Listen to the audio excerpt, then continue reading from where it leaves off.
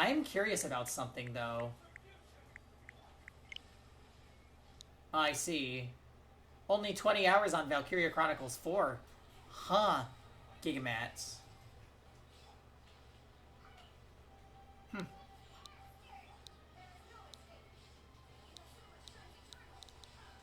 Alright, well anyways. Look at all these peach representers. You love to see it. Jealous, are we?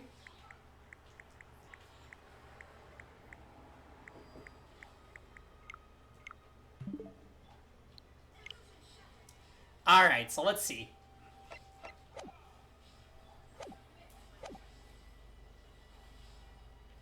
Refuting the accusation. I'm gonna turn this up just a little bit.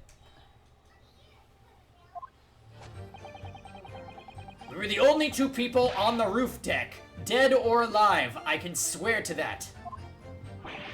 If anything happened where we were sitting, don't you think one or the other would have noticed? Is Knitting Granny still here? Yes.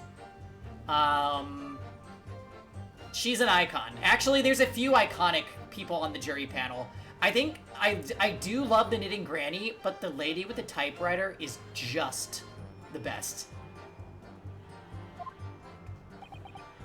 In any case, neither of us know the first thing about the victim. We had no reason to kill the man. Oh, this. The skylight was shut the entire time. I tell you, we couldn't possibly have opened it. If you're so sure the victim fell through the skylight, where's your proof?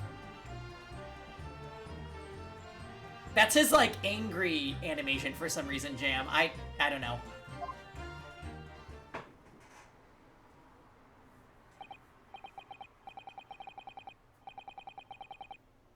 Yeah, he rides imaginary horses, and that is just so guilty looking. Sir, you are twerking wrong. I must say that on listening to this testimony, it is somewhat hard to imagine how either witness could have performed any malevolent act on this open rooftop deck without the other noticing forthwith. Unless if they're both not speaking up about it because they're in cahoots. That's right, you see. Look at this. We're innocent, I tell you! Although logically, of course, the argument falls down if the two of you were in collusion with one another. See, this is why she's an icon. Literally just calls it as she sees it. What? According to investigations by Scotland Yard, the two witnesses share no common dealings. Ha! Well, I don't trust coppers any more than I trust the stinking rich. Something doesn't feel right here. The trial is going in our favor, really. So why do I feel so uneasy? Counsel for the defense, over to you. Your cross-examination, please. Oh, yes, my lord.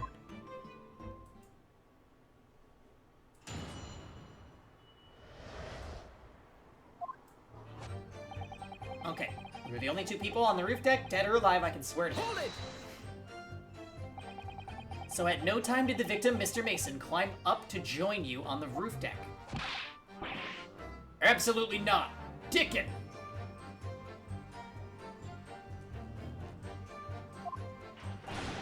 No question about it, he said. None at all. Oh, but yes, of course. I remember seeing them both. I saw the victim inside the enclosed cabin talking with this man here. Is this true, Mr. McKeeldon? Dear me, my lord, at the risk of repeating myself, I boarded the omnibus alone, nodded off inside almost immediately. That's an outright lie. Without doubt, you were engaged in... Let me stop you... Oh, wait, wrong voice. Let me stop you there, fella, and ask, do you have any evidence at all? Ah. It's all about evidence in the courts these days, so it is. You do well to remember that. Arrgh. Okay, this is quite an image.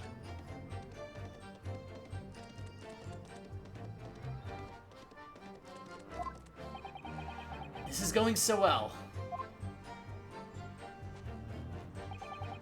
If anything happened where we were sitting, don't you think the other would have noticed? Hold it! Well, it was on the final run of the omnibus at past 10 o'clock in the evening. Oh god. You've been a naughty boy. Jam only oofed because he was thinking it too. It would certainly have been quite dark, so perhaps too dark to see clearly. Is this some kind of a lark? Is this some kind of a joke, he said? Is that what this is? Or perhaps one or the other of you fell asleep briefly? Are you fair dinkum, sir? Are you serious, sir? That's what he said. It's impossible, I tell you. I'd give you the keys to the vault if you could fall asleep in that bitter cold. And if you did manage it, your eyelids would freeze shut and you'd never open them again. That's extreme. It was extreme, I tell you. And we had to put up with this because the man had locked the door.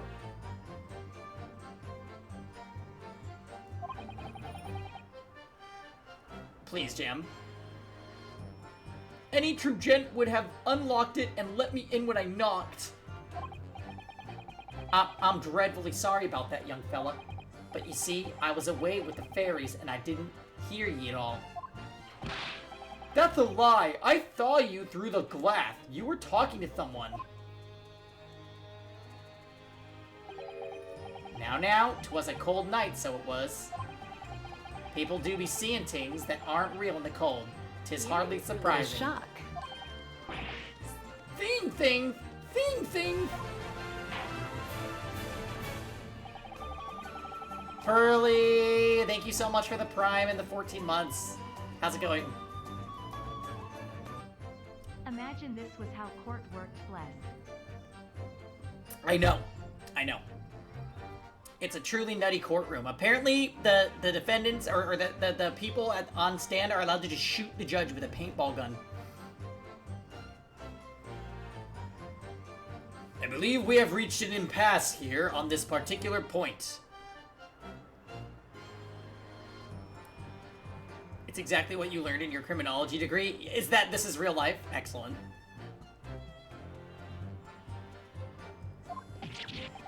You! Don't take it personally now, lad. If I'm a suspect in this case, then 'tis only fair that you and the other fiend are too. Open and free competition is what a capitalist society is all about.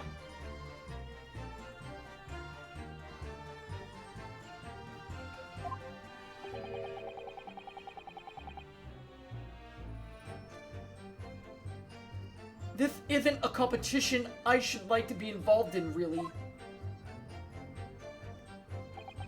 In any case, neither of us knew... Oh no, the first thing about the victim. We had no reason to kill him. Hold it! So, you had never met Mr. Thrice-Fired Mason before? Oh, Loom, no! Not once, never! He'd never met the man before, he said, never! And you, Mr. First?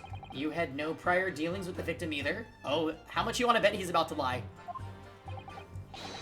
That's right, sir. Hatters don't have much to do with brickmakers, to be perfectly honest, sir. Ah, but he was wearing a fancy hat.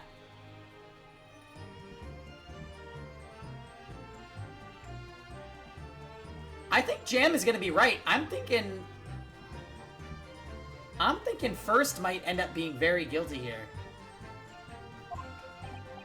No, I imagine not. You see, how many different ways can I put this? Neither of us had the remotest connection to the gentlemen who were inside the cabin. Aha, that's right! This is about motive, and we had none!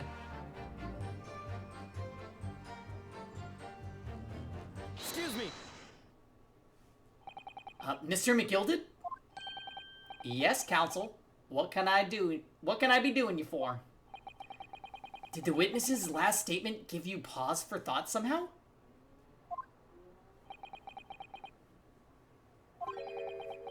Not the remotest connection? Is that right now, I wonder? What are you insinuating now? Ah, Mr. Fairplay, 'tas been too long, it has. Urgh.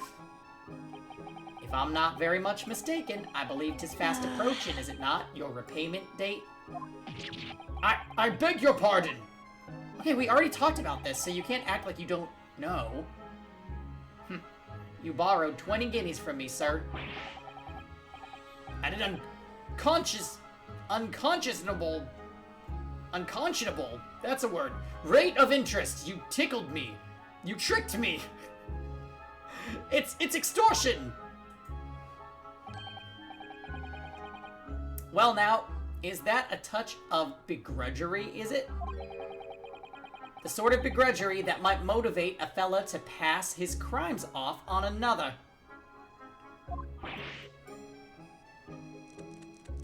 Arrgh! Now he's doing the thing again.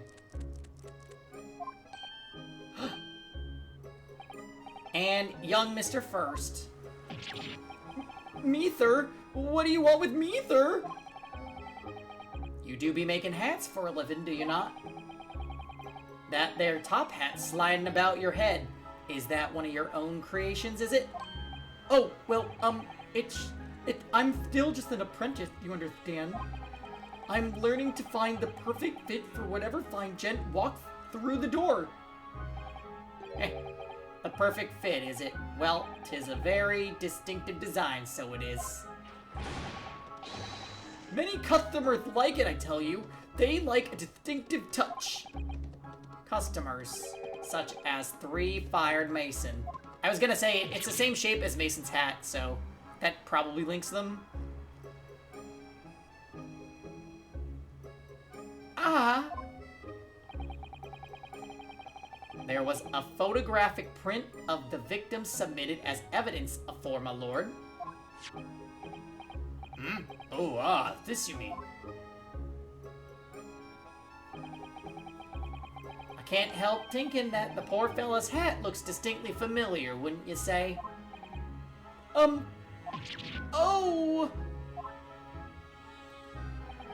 That's one of my hats. Aye, it is.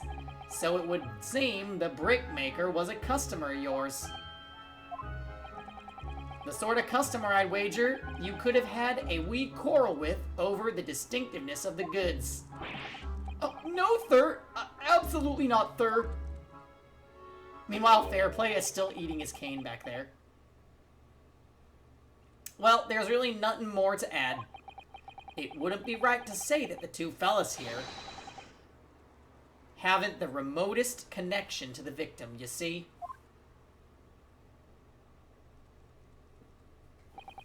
I'll rest my case. You little weasel! Urgh! He's better at this than I am. Gosh, Mr. McGilded has certainly been thorough in his research, hasn't he? Please, don't let me little interruption hold up the proceedings.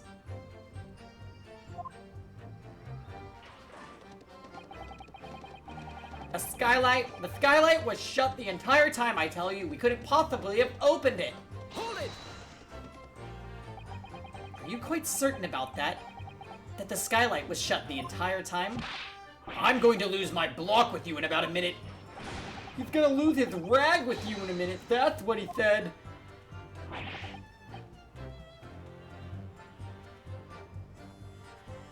Take a look for yourself, go on.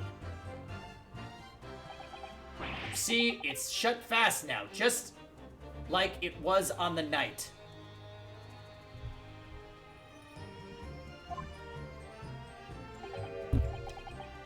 So it is. Of course, a fella the size of Mr. Mason could likely break through it, still and all. What? Just looking at the size of the ting, you understand? Now you hold on there a minute, sir. The size of this ting means nothing. Not on its own. Let's consider the bigger picture here, shall we? Let's stop biting our cane, shall we?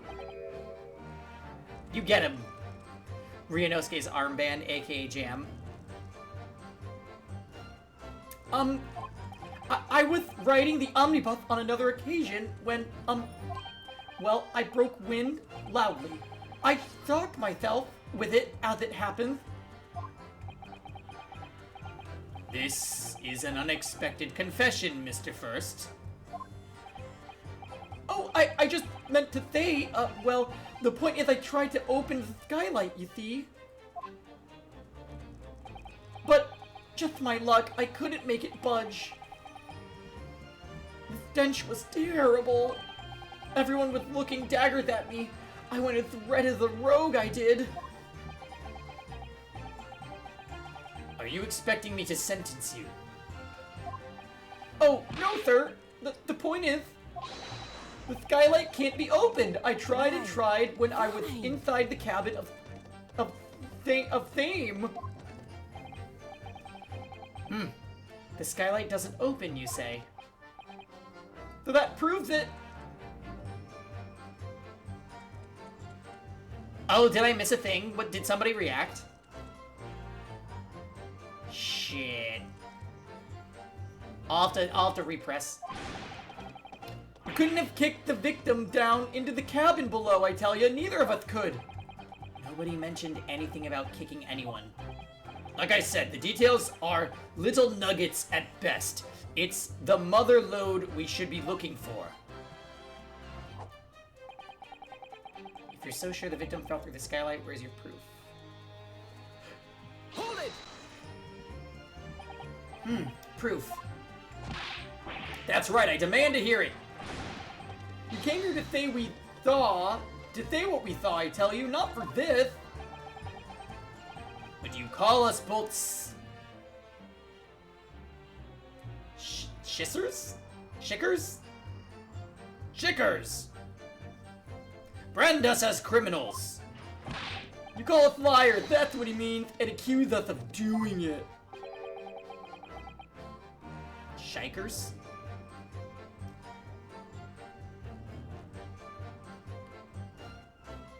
As it stands at the moment,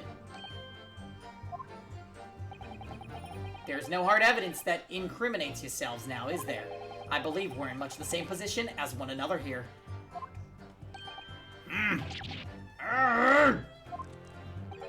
If I don't crack this case soon, he'll crack his teeth. I wonder if these two men really were involved in some way. I mean, I couldn't say. I mean, I don't really know anything about them, do I? Although, by the same token, I don't really know anything about Mr. McGilded either. It's so hard to know what to believe here. I think we should try to remember that it's evidence alone that can truly determine the outcome of a trial. Evidence. No one can argue against decisive evidence, including the members of the jury. So you're saying that what we need now is to find a conclusive piece of evidence? Yes, Mr. Naruhodo. Hey, Dots, welcome back. Alright. So I think it's the second to last thing that we want to press. Hold it!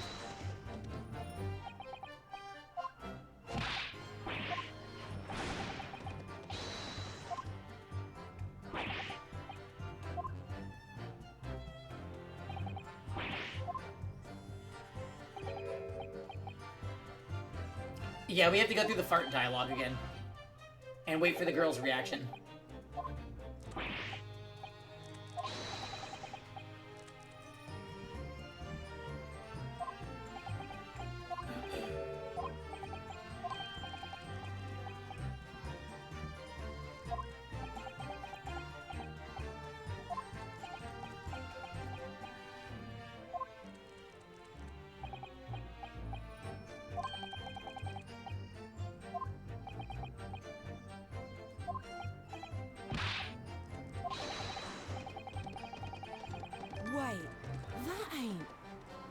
There it is. So the skylight can't be opened. I tried and tried when I was inside the cabin of shame. Excuse me. Do you have something to say about that, Miss Lestrade?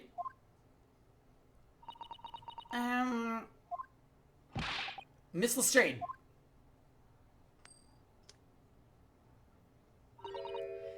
It opens. Huh? The skylight. That is what we're talking about, right? Oh my god. All them skylights open dead easy. More easily than you can load that weapon? That's a lie! I tell you, otherwise, when I broke wind, I... You can't do it from the inside, you mug. Oh! Look, a few weeks ago, I was up on the roof deck of one of them drags. And I had a great haul. I mean, I had purses coming out my ears. Miss Lestrade, this is not the forum to be eulogizing on the subject of your criminal activities. Well, anyway, I had a bit of a scare when I lifted the last bloke's purse. He got wise to me. All four of them surrounded me, so I couldn't hop off the bus and leg it. So what I did was I used the skylight, opened the catch, and jumped right through it. What? Yeah. The catch for them skylights is on the top side. That's why you can't open it from the cabin. The skylight opens from the roof deck. Bailiff, climb up the roof of the omnibus at once and verify this witness's claims. I mean, is that a little handle? Oh, there we go. Oh, my hat! Ah! See? Well, she's proving to be extremely useful. Order, order, order! So it appears that the street girl's statement is quite true. I don't believe it. The skylight opens, and from the roof deck. Mr. Naruhodo! Gabate! This could be where the clue we've been looking for is. Well, counsel for the defense, please continue with your cross-examination. Yes, my lord. So, the skylight opens. Perhaps I should investigate for myself.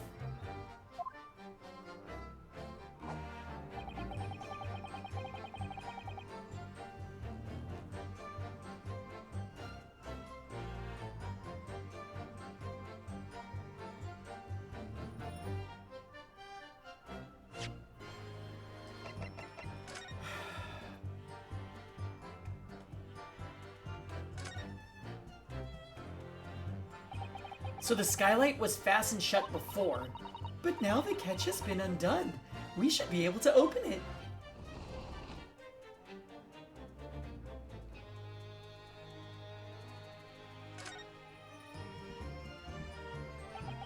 You can certainly see inside the carriage through this opening, that's for sure. Yes, and there's a lamp in the enclosed cabin. So I'm sure the witnesses would have been able to see quite clearly. That's not good for us.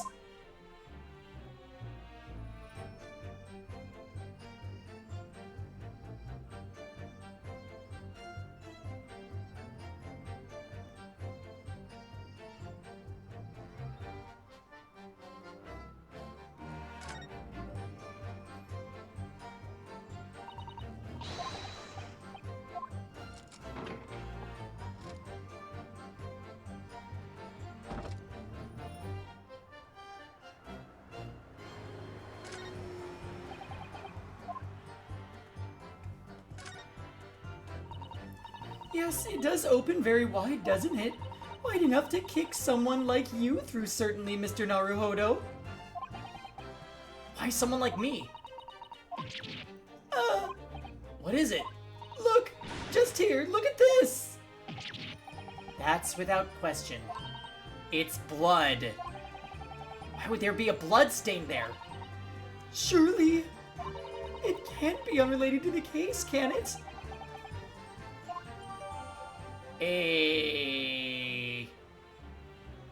So we're gonna present this as evidence when Fairplay says, where's your evidence that the skylight was opened? Well, there's blood on it. So there you go.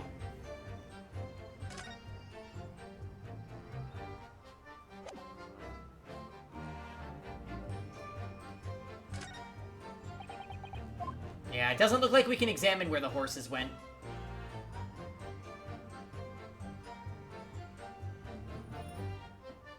Hey, Thomas, how you doing? Alright, let's go ahead and present that then.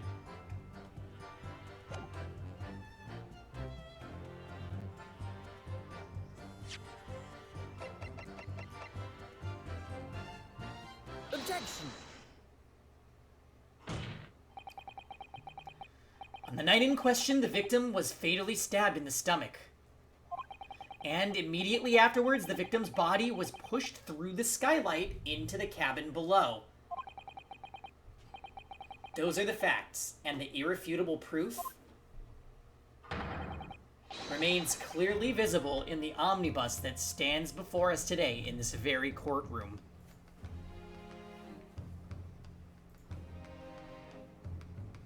Oh, did you, E-Tier?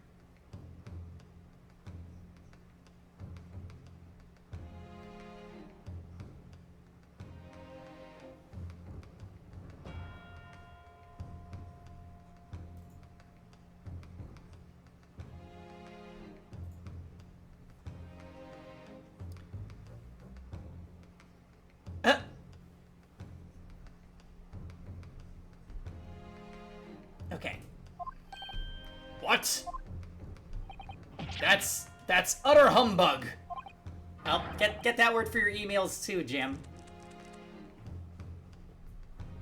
You can't possibly have any evidence. No, you can't. I mean, we didn't do it, I tell you. It's impossible. We, he says. I think you just slipped up a little bit. Irrefutable proof here in this courtroom. Counsel. My lord. I believe everyone would appreciate a little clarification here, Where exactly within the omnibus is this evidence to which you allude to?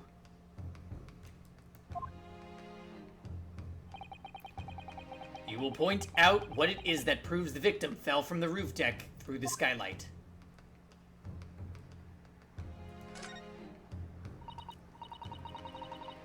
Oh, I didn't hit present. Oops.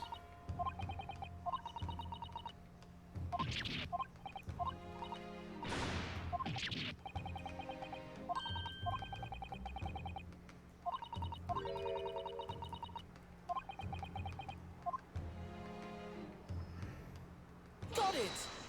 Got it! By Jupiter, is that blood?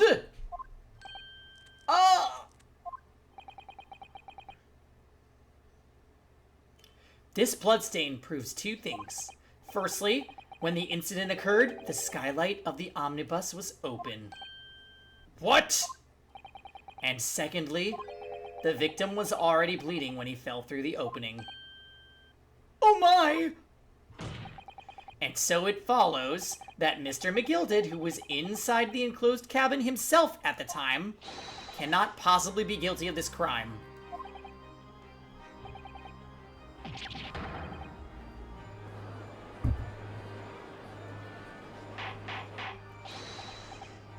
Order, order, order! But! The Danganronpa defense. But the blood could have sprayed up when the fellow was stabbed inside the cabin. And only found its way on the one particular spot on the skylight, sure. And that would be very convenient. Ugh. And let's keep in mind that the skylight the The skylight catch can only be unfastened from the roof deck. I myself wouldn't have been able to open it now, would I? But... There's no way to know for certain, is there? If the gent really fell through the skylight, I mean. Why don't we have a good look at the floor of the cabin between the two seats, Mr. First? 'Tis all too plain, if you see. There's the aftermath that shows the poor fella dropped from a fair height. Right there, so it is. What? No! But it can't be. Lies! My fellow jury members, I think we can all agree that this is clear proof of the defendant's innocence, can't we? I believe we can, yes, sir. Hey, Rivers, how you doing? It's clear to me now that where the filthy rubbish can be found in this courtroom. So, they thought they could pull the wool over my eyes, did they?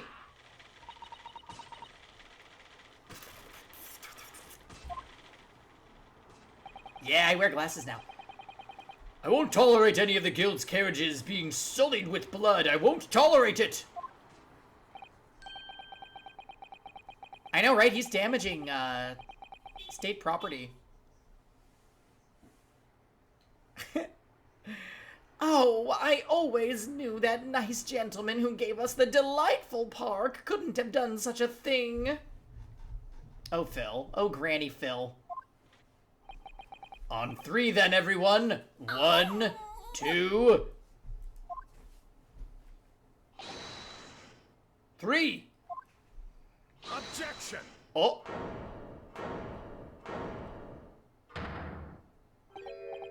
Oh, thanks, Ravers. I appreciate that. How's your Sunday going? A chilling performance, Mr. McGilded. Oh, and what would ye be referring to there now, Lord Van Zeeks? A bloodstain on the frame of the skylight.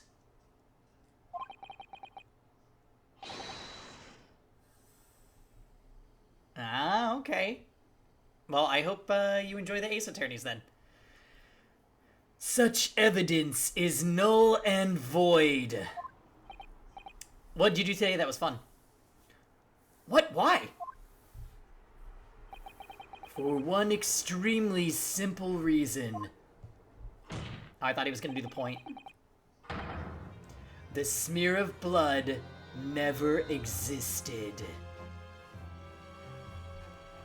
Objection! What are you talking about? If it's there for all to see and it's clearly blood. Objection! I personally attended Scotland Yard's investigation of the omnibus.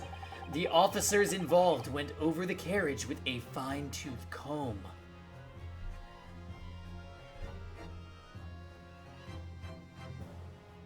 Nice, Rivers.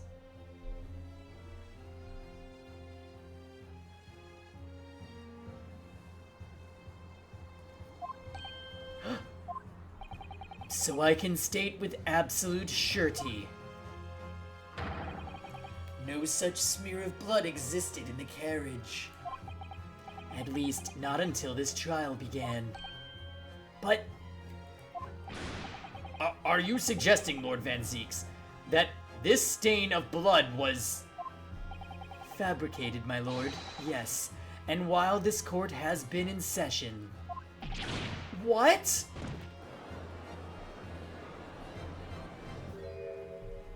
Heh. What a palver. I must say, I didn't expect such crude reasoning from a prosecutor of your standing, Lord Van Zeeks. Where's a glass of wine? Oh, I've got one right here.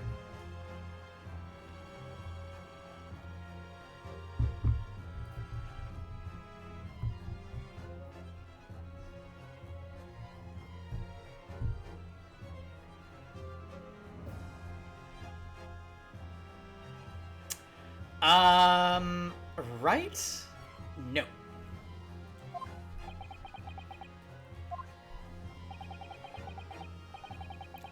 but I'm Magnus McGilded, a fella known all over the capital for fine contributions to public life. I don't take kindly to slander, and I'll fight it to the bitter end. Even if it's rolling off the tongue of the Reaper of the Bailey. Mr. McGilded, I realize that this is your first appearance in court as the accused. However, I am well aware of your involvement behind the scenes in a great many affairs of dubious nature. You are very adept when it comes to avoiding getting your own hands dirty. And each time it happens that a case you're involved in is investigated, you adapt the facts. Adapt the facts? What does that even mean?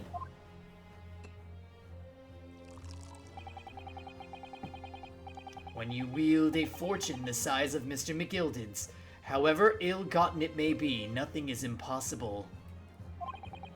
Tampering with evidence, manipulating the scene of the crime, bribing witnesses. I toast your ability to concoct the most convenient of stories, sir.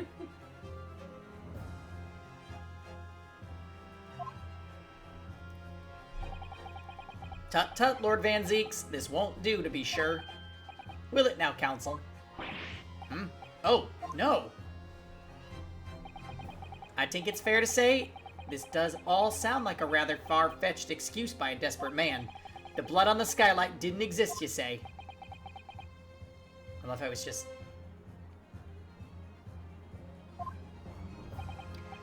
But, if use with all your minds... will all cast your minds back.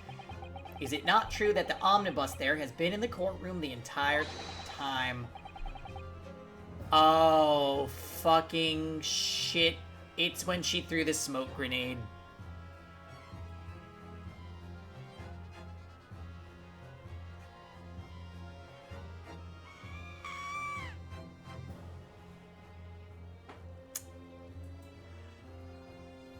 He might be guilty after all, to be honest.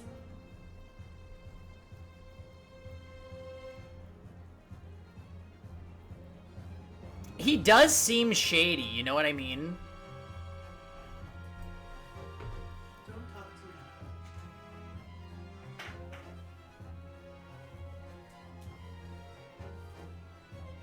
Yeah, I think it might be his blue eyebrows.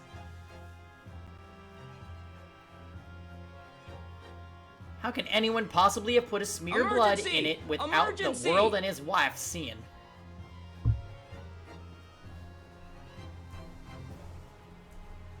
Hey, Kek.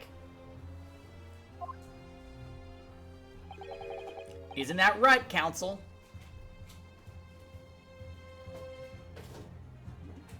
Seymour's best look. Oh my god, shook.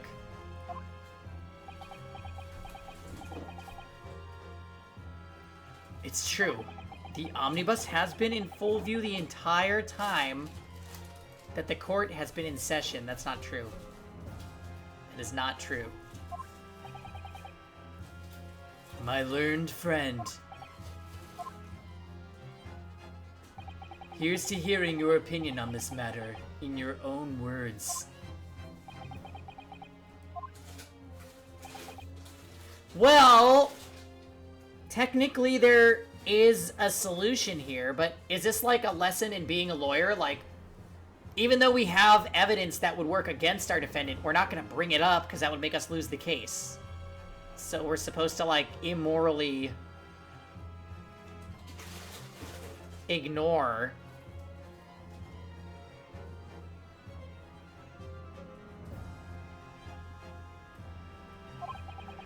Could someone have tampered with the omnibus during this trial? If you're asking me, I think it could have been possible.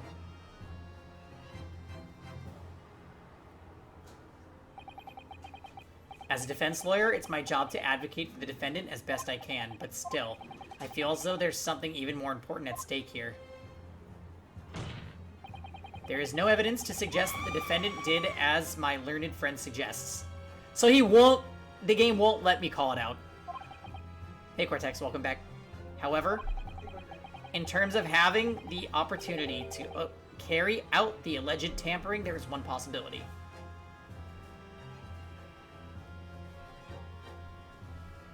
Hey, Starry. It's actually looking pretty blue right now. Whoa, what? Ice cream? Kev, I still gotta have dinner. Okay, same.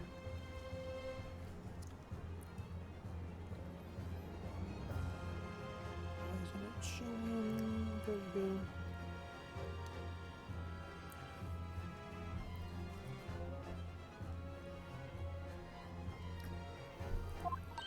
Oh! Good gracious! Explain yourself, Council. That ice cream is really good, too. No. Yeah, that one. Thank you, I'm good.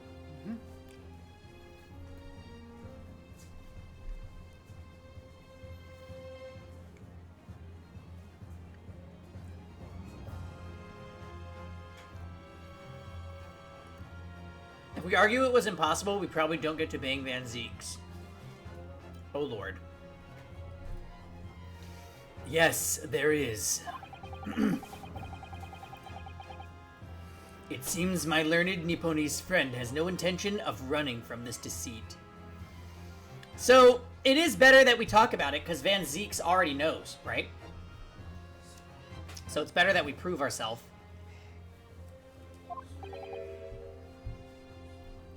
Deceit?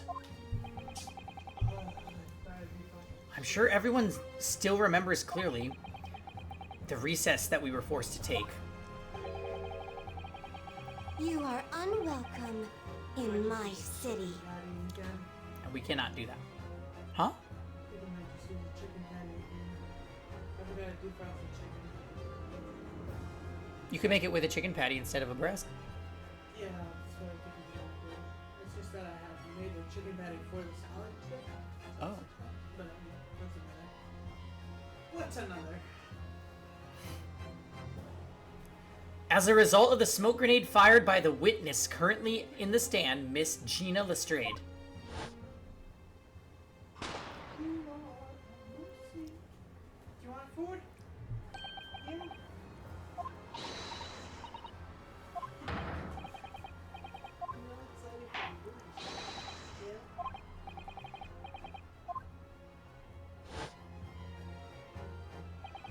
The courtroom was filled with smoke, and everyone was thrown into confusion.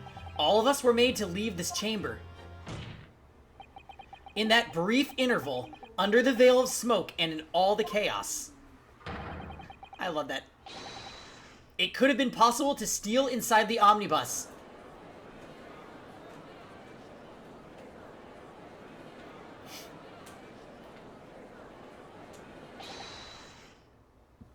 Are you wise? What are you trying to pull, you rotten, feckless googer? Gouger. Gouger is the word. Feckless gouger?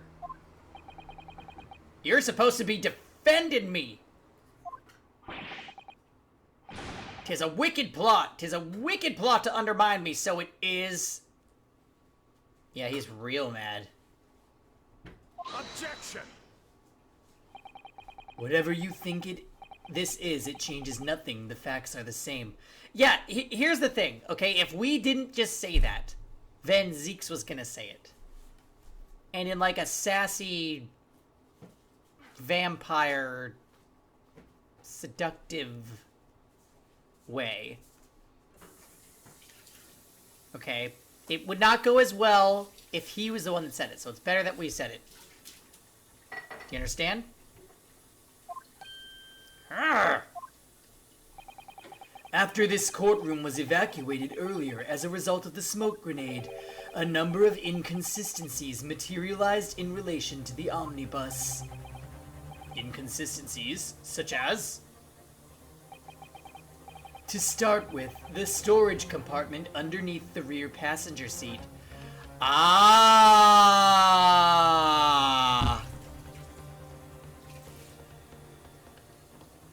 Oh, god damn it, guys. God damn it.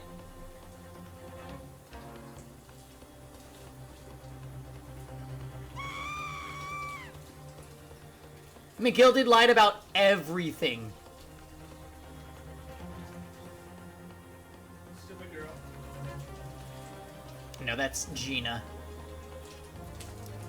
He probably hired the pickpocket or knew her because he has, like, nefarious connections elsewhere to set everything up.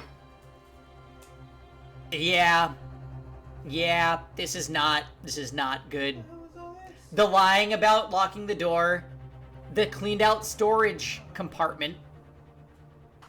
Hands. You found some? Oh.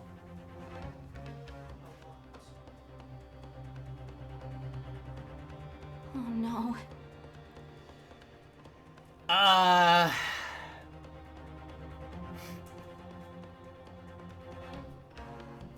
They might be coming in from the window.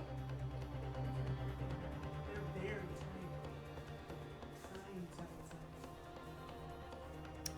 tiny. Yeah, this is not looking good for McGilded, actually. Which then it makes me think back to the British justice guy. Maybe he knew that McGilded was guilty and he wanted to see if we could pull off defending him. I'm definitely doubting.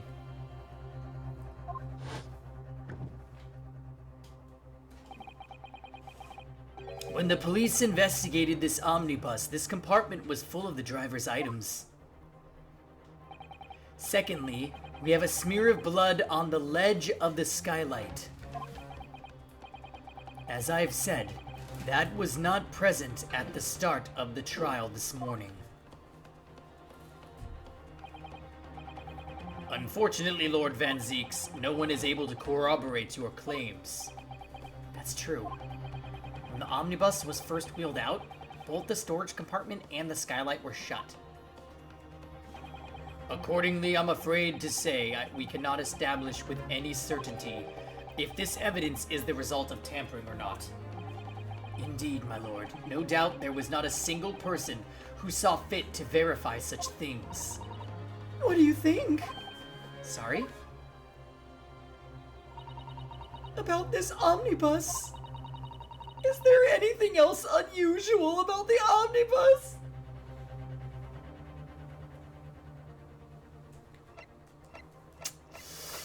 F. What else? What else? What else?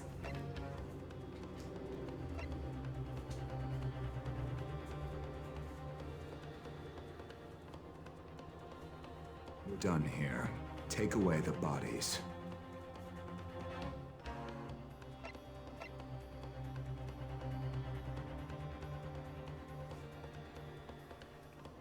You didn't want to say anything about his voice. Whose voice? You mean Susato?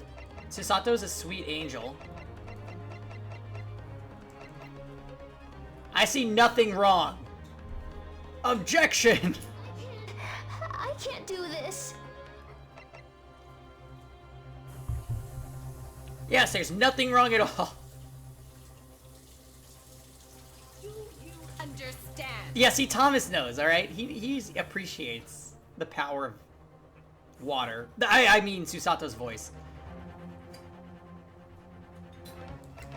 It's just when she gets emotional, that's when it gets really crazy.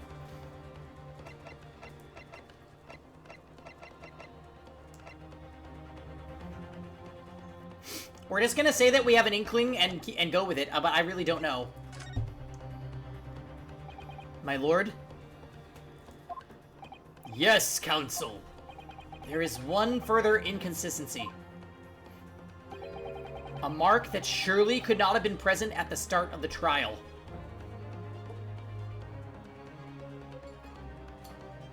I'm bluffing. I am 1000% bluffing. Oh god. What? What in the devil's name are you gonna say now? If you dare to betray me, you little maggot, you'd better start watching your back. Silence, McGilded. The court awaits the defense's clarification. Urgh. This trial keeps swinging one way and then the other. I have no idea what's the truth and what's deception. What am I supposed to believe here? I shall have to ask you to elaborate, Counsel. Where exactly is this alleged mark that you claim to appear at some point during the trial?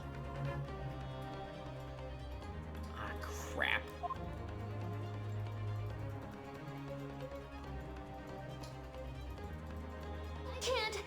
I can't do this. So we already called out the blood. Right?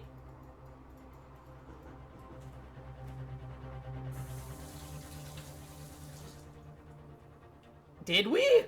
I feel like Zeke's only talked about under here. Okay. Is it... Oh my god, it's one of the bloodstains. Which one couldn't have been here?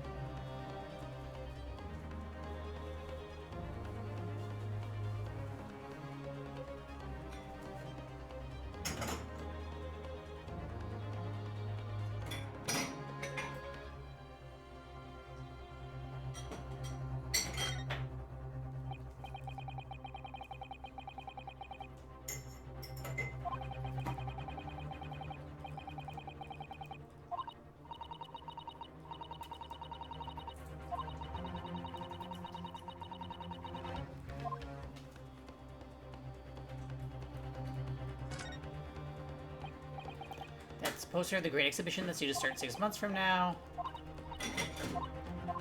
Okay, it's the same comment.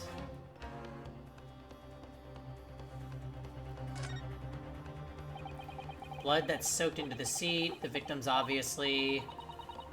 Seat would clearly be visible from the roof and deck.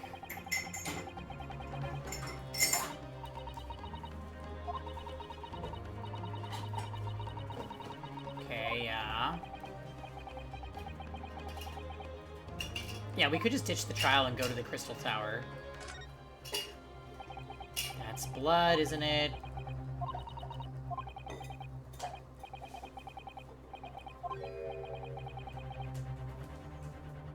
Oh.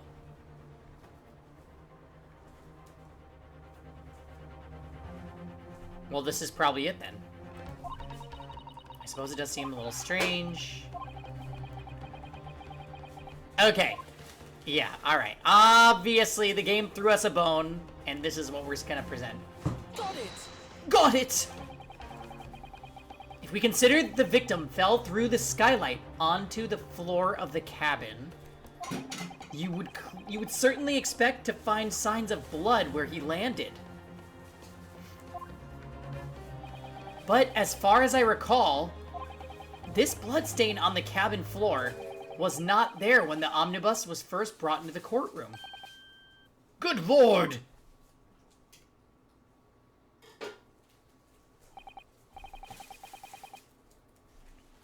Well, now I'm really confused, Jam, because we thought it was for sure the people on the roof lying, being paid not to lie, or they were guilty and in cahoots. But now I don't know who to point the finger at. It seems like it's probably McGilted.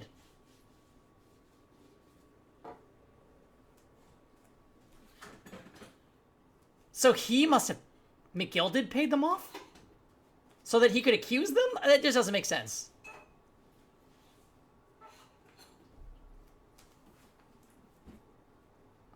Yes, I do believe you're correct, Counsel. Well said. Although, as advocate for the defense, one might say that was a very careless slip of the tongue.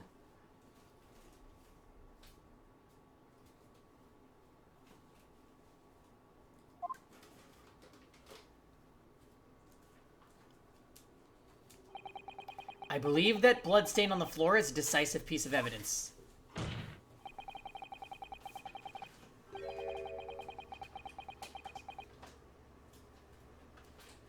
I already forgot, Cortex.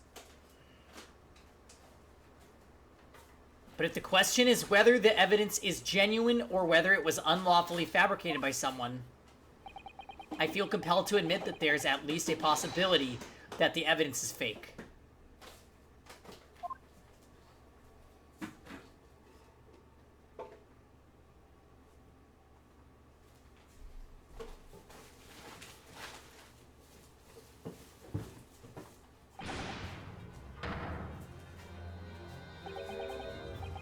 This trial is over. Mr. McGilded, I've done everything I possibly can to cooperate with the court, but 'tis all over now. But you're the defendant. 'Tis over, I tell you.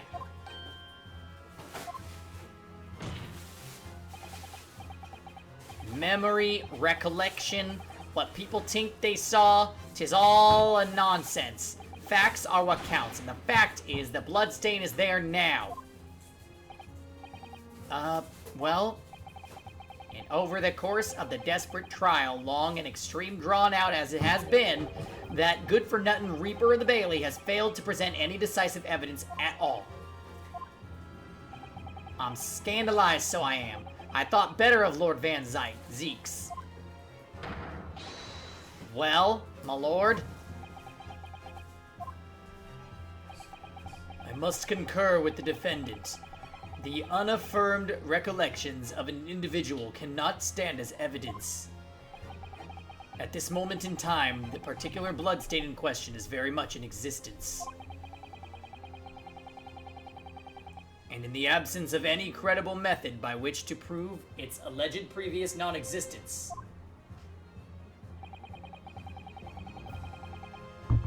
I regret to say it would be improper for this trial to continue. Your lordship can't be serious. Lord Van Zeeks, what is your position? The prosecution, my lord, has no further witnesses or evidence to present. Very well. In that case, as I believe we have explored every possible avenue in this matter. We're on commission. We love some courtroom pangus on a Sunday afternoon. Yes, we do. Hello, Vitch. How are you? And thank you for the bits. Yeah, it's a little bit on the evening side, but it's fine. I shall proceed to my adjudication. So, okay. It looks like the verdict is gonna be that we are gonna let the bad guy get away.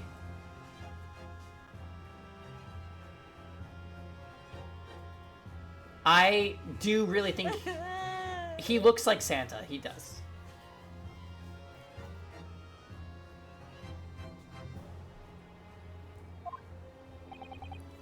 As a formality, I am of course obliged to confirm with the defense first. Oh wow. Oh my. Cortex.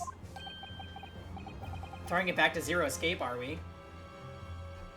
Looks like we found our war criminal. Yep, that's your favorite. What formality? As things stand at the moment, it would seem that Mr. McGilded will be found not guilty. Yes. Yeah, Lotus is cool. Which would mean we've won. Is that really the right outcome here? Is it really alright for the trial to come to an end now with all these unexplained inconsistencies? Counsel for the defense, your closing statement, please. No! Yes, my lord. The defense believes... Bad.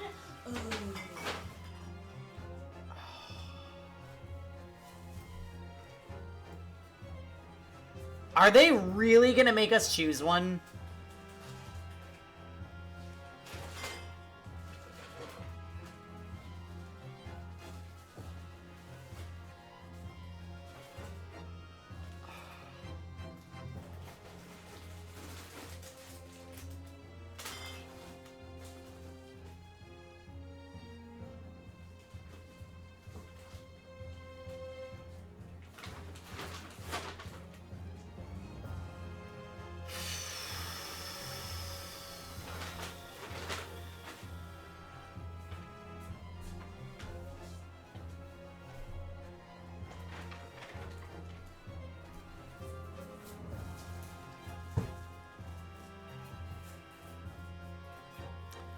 I'm leaning towards innocent because we'll win the case.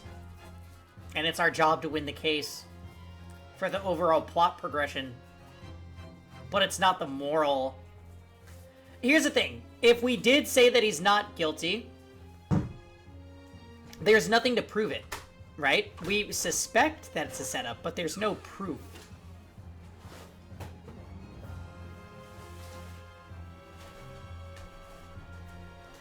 So, like, I just feel like it's gonna go in a big circle if we did say he's not guilty. Like, he could be guilty, because there's really nothing that we could say other than, like, conjecture. Oh, you set up all this shit during the smoke grenade. Using this girl who's clearly some kind of, you know, in your employ. I just...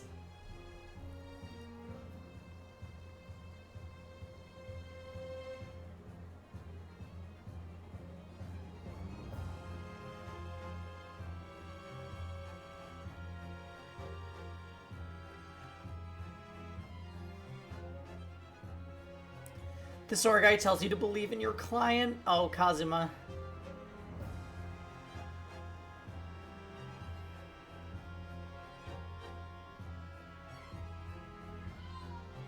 He's more like a headband guy, if we're being completely honest.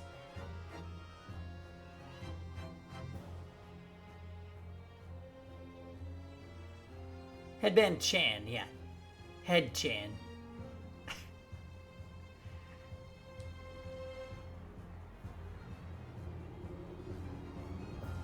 Yeah, it's because Milia's got that sweet mix-up, Dots.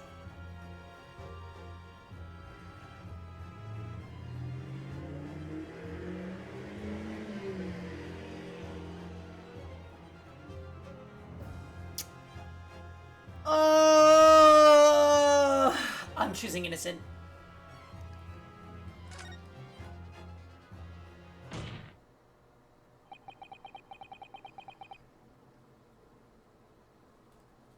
I don't like it, but we're choosing innocent. As Mr. McGilded's legal representative. I can't breathe. The air in here is stifling. But I'm this man's defense lawyer. There's only one thing I can say in this situation. I believe the defendant, Magnus McGilded, to be innocent of the allegations brought against him. Thank you, counsel.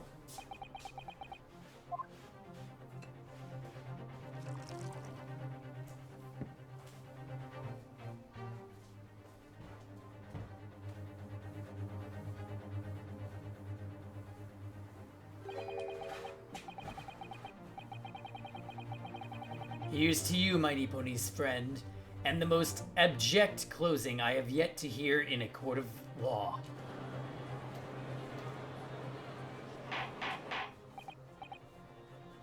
Order! Order! Wahahaha!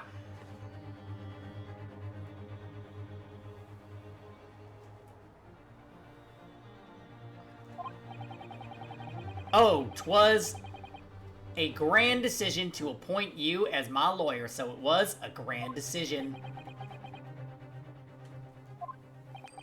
You've saved one of London's most influential gentlemen, fella. You should be proud of yourself. Here, have this for your troubles. Your job here is done, fella. And some fine work you've done, so you have. What do you mean? It's just as the right honorable gentleman so succinctly put it afore. The trial can't go on anymore. And your closing statement there was, how did he put it now? Nothing more than a formality.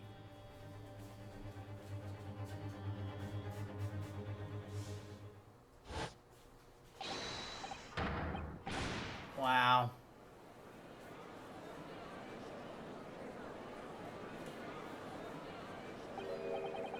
I really don't know what to make of all this. Was the evidence we've seen genuine, or was it fake? His lordship would be fuming. Any unsightly rubbish should be disposed of promptly, as I said. The stinking rich are always guilty of something. You... mark my words. I feel terribly ashamed that I ever doubted that lovely man who gave us the lovely park. Now that proceedings have unfolded in this way, I am compelled to declare a premature end to this trial. Furthermore, the court must accept the defendant's plea.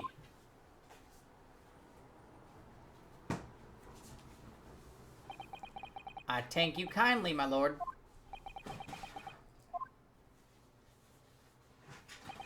I hereby pronounce the verdict of this court. Objection. But we still haven't determined if the bloodstain in the omnibus is genuine or not. We don't know if these witnesses are telling the truth or a pack of lies. We have no idea about the truth. Wait, so why?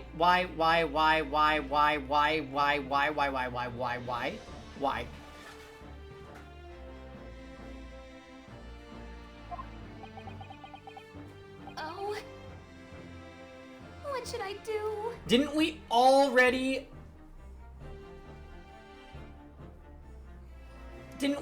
have this decision?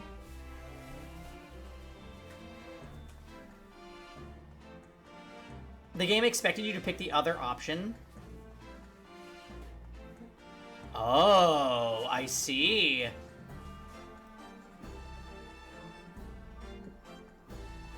Well, I think my reasoning makes the most sense for the overall plot of the game, no?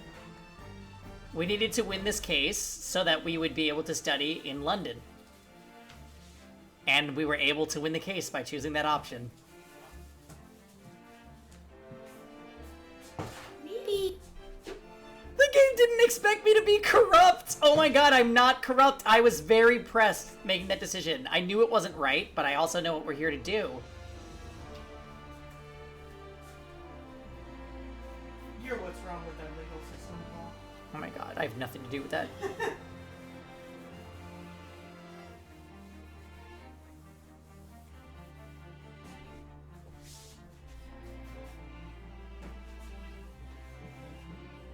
Kazuma would never, you wound me. So what you're saying is, I lost out on an opportunity to get on Van Zeek's good side because I chose to be a lawyer Chan. Just like Yanfei. Lord Crooked Tongue, you guys are too much. Wow. Well, you know what? I stand by my mistakes. I do. I stand by my mistakes. That seemed like the right option to me, so. So he's right and we're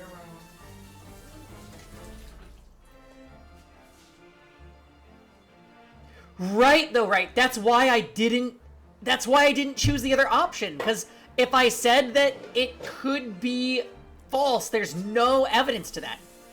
Only conjecture. So what's the point in wasting time when we could just do our job as a defense lawyer?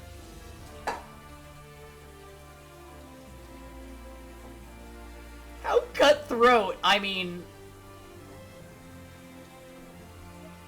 no. Everyone needs to make money, and money is time. Yes. Money is time.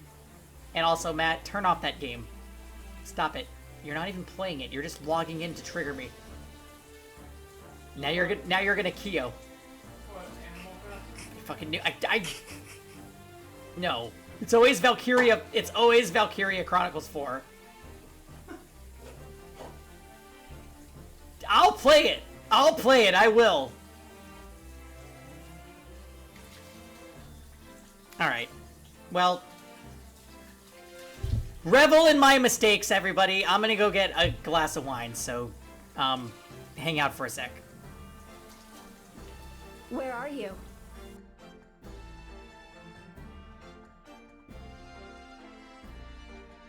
What are you doing?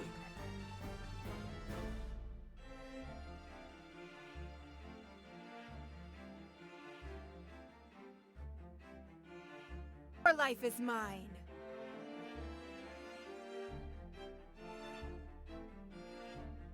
Your life is mine. Schedule. We're way behind schedule.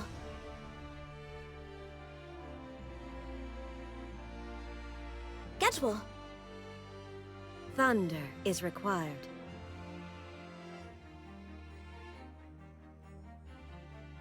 Behind schedule.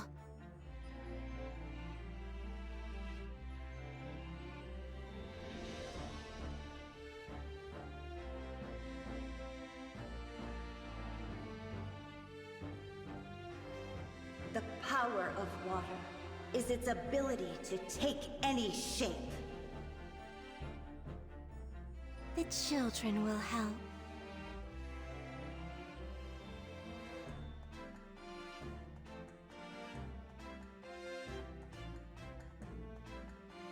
No time to lose. Behind schedule.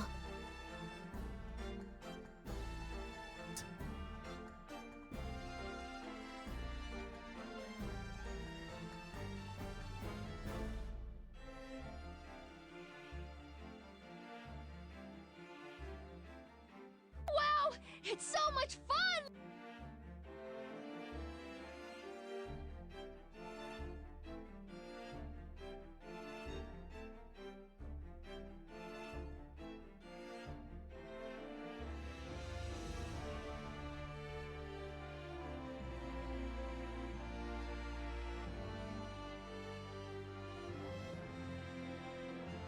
We're way behind schedule.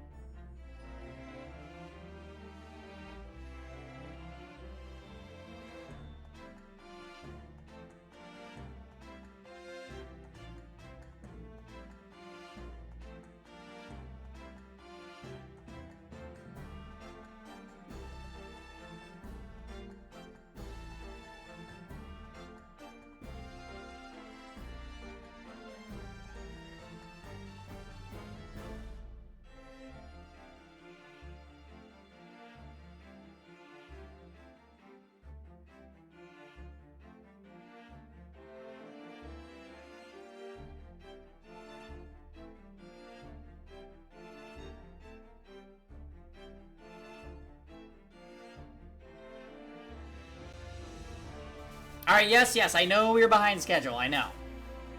Let's do this. So, we royally fucked up, right? We fucked up by choosing the immoral thing, but it's fine. I still, like, stand by my decision, for real. Lord Van Zeeks. My lord. The case made by the prosecution was flawed. Plain and simple. I was stressed about that. If indeed the omnibus presented as evidence was tampered with, the prosecution is at fault for allowing such a disgraceful perversion of justice to take place. Also, maybe you're flawed for letting somebody on the defense stand shoot you with a paintball gun, Judge. Judge Judy would literally never. My sincerest apologies, my lord. But wait! When we were evacuated from the courtroom, Lord Van Zeeks ordered the evidence to be secured. I'm afraid the prosecution cannot shun responsibility in this matter. That's so unfair. The culpability of the defendant has not, at the present time, been established by this court. Consequently, the jury will not be required to proffer judgment. Yeah, we got him in trouble. Well, maybe he should do his job better.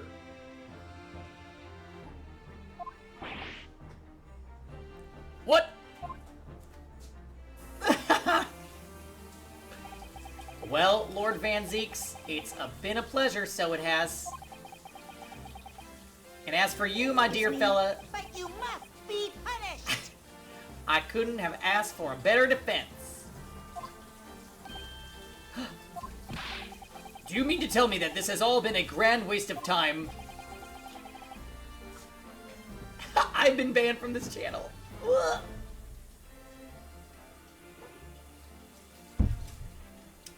'Tis the law of the land, my good man. If you'd like to pursue this matter further, you can always go ahead and try to change the law.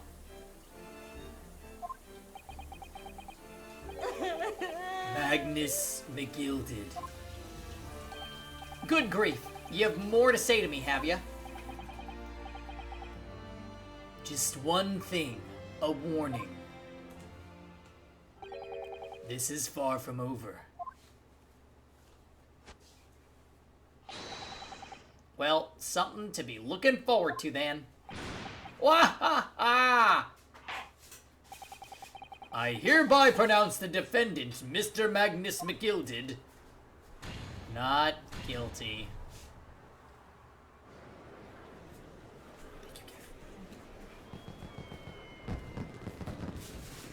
We did it!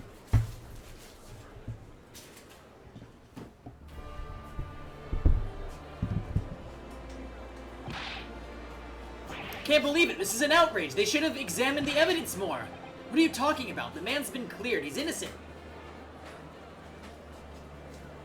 But, like, here's the other thing about if we had chosen,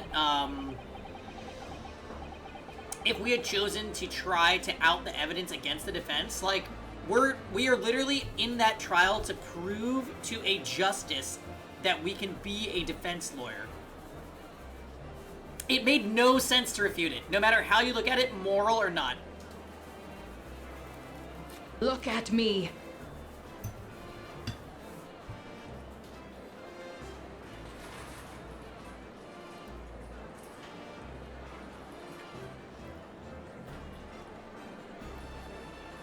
Yeah, that's a gray area.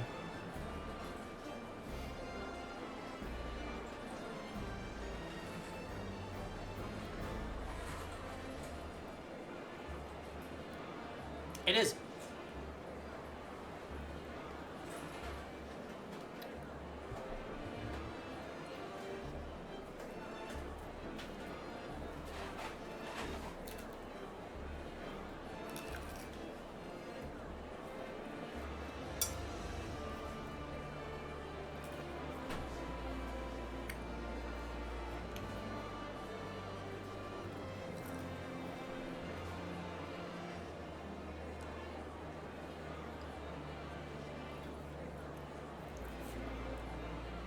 Say what you will, but we did that for Kazuha.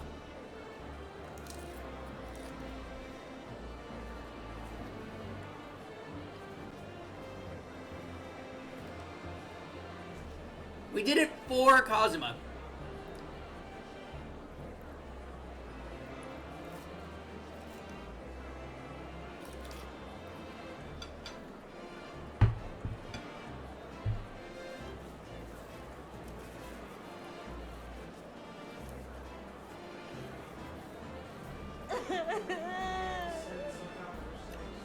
A tier said Lord Dio.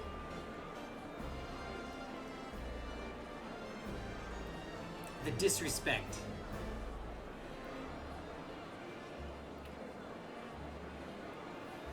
With the courtroom in pandemonium for the second time that day, the judge delivered his verdict. Look, all of you reading for me for making this decision, all right? You are living your best anime delusional life, and that is the truth. I made the correct decision.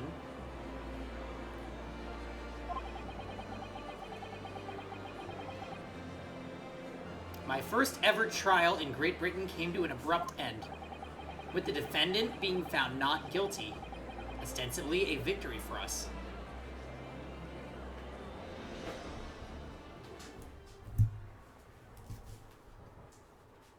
Target's a target.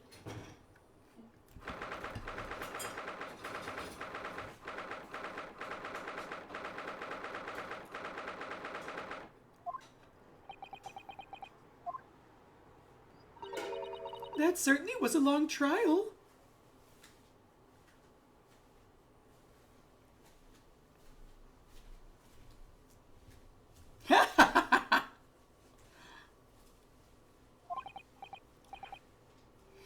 Ah, yes it was. Your first ever trial on foreign soil and your first victory. It was a wonderful performance.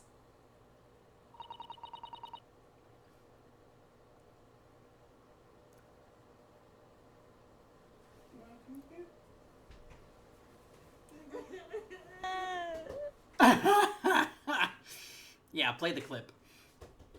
That is the truth. My heartfelt congratulations. And to you, Miss Susato, thank you for your assistance. I suppose we should be happy. The trouble is, we're still completely in the dark about what actually happened. Well, we didn't have enough time. But isn't it wrong? I mean, who was actually responsible for Mr. Mason's death? We don't even know that. The sole aim of the defense is to obtain a verdict that exonerates the defendant. You carried out your duty to perfection. Aye, that you did. Mr. McGilded.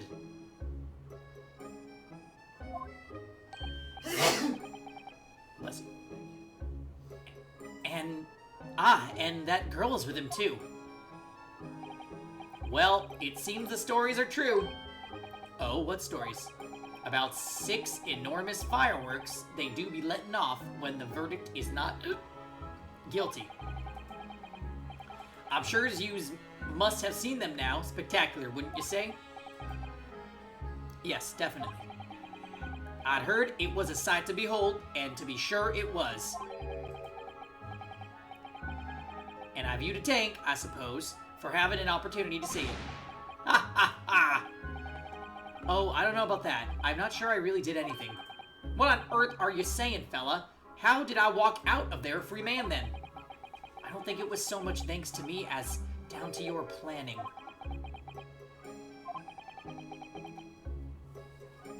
You're a straight-talking fella, aren't you? I must say you had me astray in the head there once or twice. But you're young and headstrong, ha ha ha, and 'tis water under the bridge. Congratulations, Mr. McGilded, on having your name cleared. But nothing's resolved. There's only one thing that matters to me. Oh? Aye.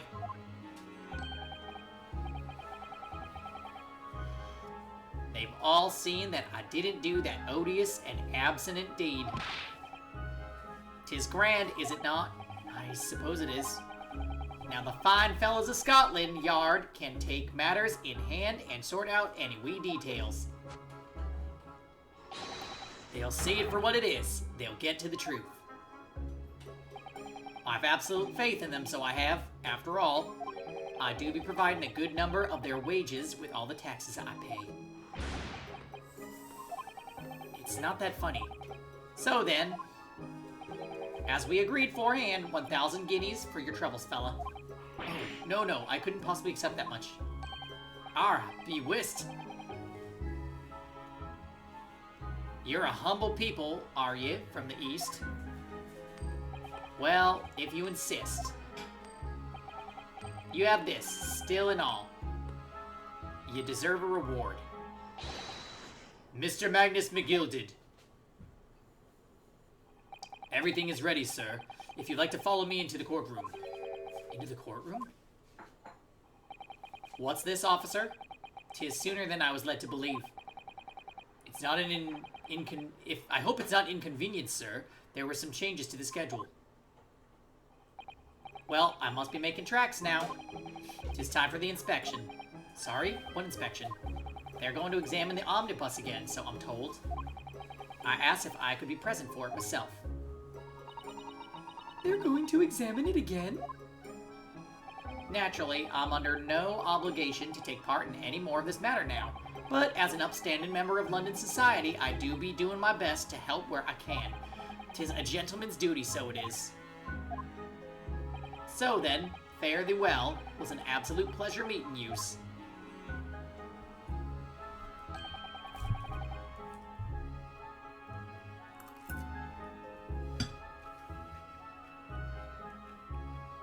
I hope you have a whale of a time while you're studying here in Great Britain.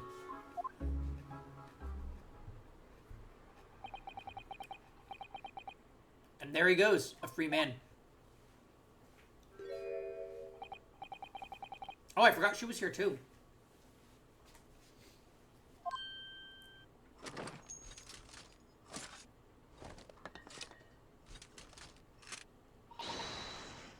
Don't move! Or as I want to say, get a move on. She really does take forever to load that thing. I don't think that choosing the other option would have had any impact. But go ahead and share, if you know right.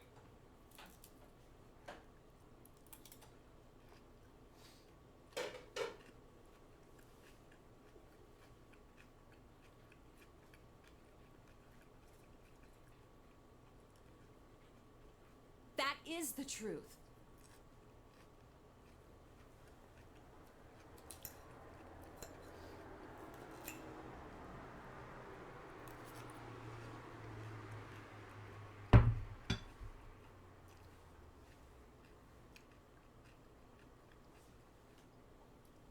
Miss Lestrade, would you mind putting that thing down?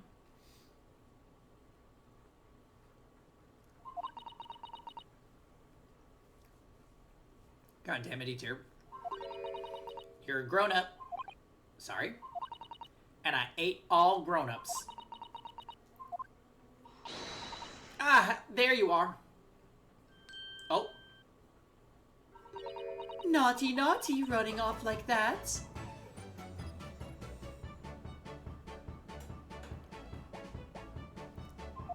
Is this some kind of picnic? Who's this little girl now? La la la, da da da. And taking that with you as well. I was looking forward to the trial run of my experimental smoke grenade launcher. Ah. Oh, do you want to play? You won't beat me. Arr. Excuse me, but who are you?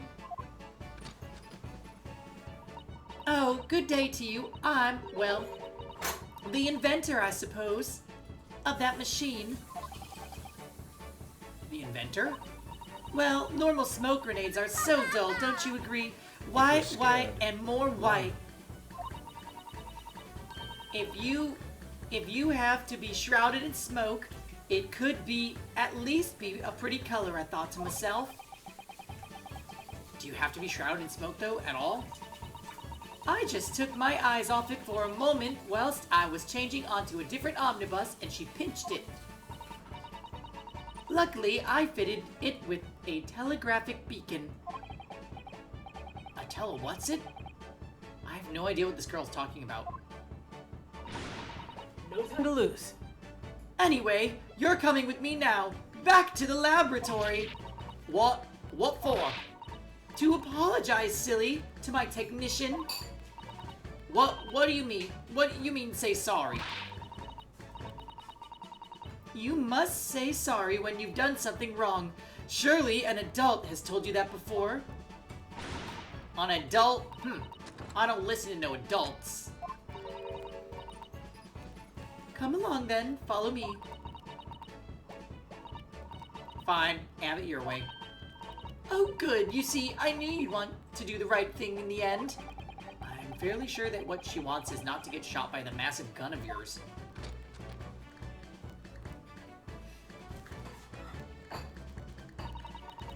We'll be leaving now then. Bye-bye. I'm so sorry for all the fuss. She was a lively one. She didn't even introduce herself. What the hell?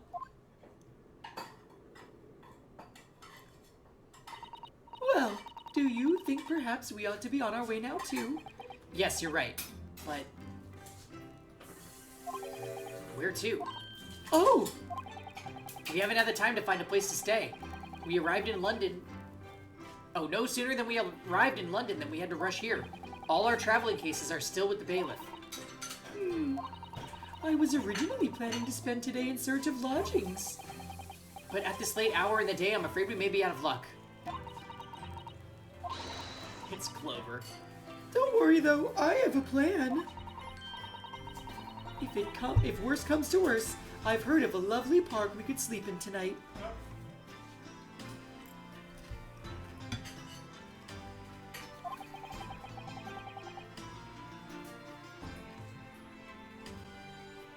Please tell me you're not thinking of the Gilded Park. I know it may be a little chilly at this time of year, but our youthfulness will see us through. I'm not so sure about that. I think midwinter London night will freeze a young person solid just as easily as an elderly one. Oh dear, that doesn't sound agreeable. Now I'm starting to regret turning Mr. McGilded down. That 1,000 guineas would have paid for a lovely warm room or mansion. And so, the trial to determine my worthiness for the study tour was over by the end of our first day in London. However, as we were soon to learn, there were more trying times ahead, just as the Reaper of the Bailey had warned. The case was far from over.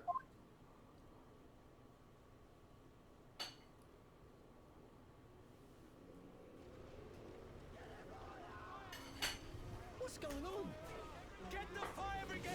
Water! Bring water, quick! What? How did this happen? I don't know, sir. By the time I got here, it was already engulfed. No one was supposed to be allowed in here before we started investigating.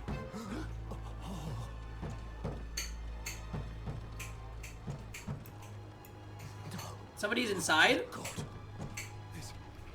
There's someone in there.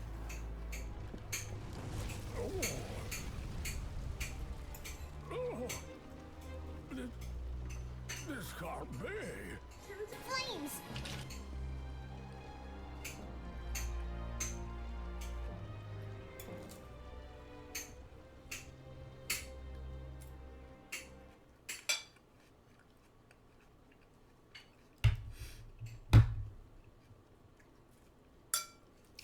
Oh my.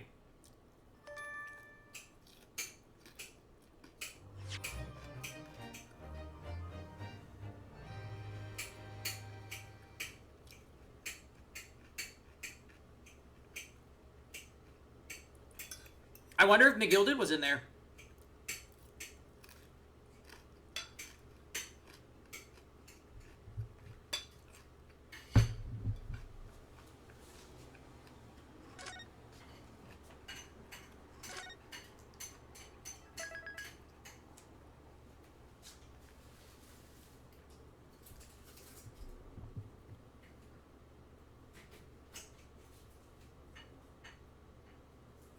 Yeah. I wonder.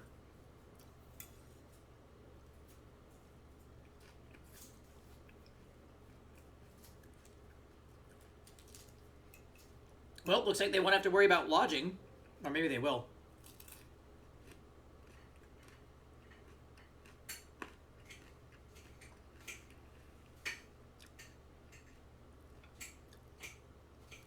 Now, what I'm thinking is, do we get started on the fourth part, or do we just save it for next weekend?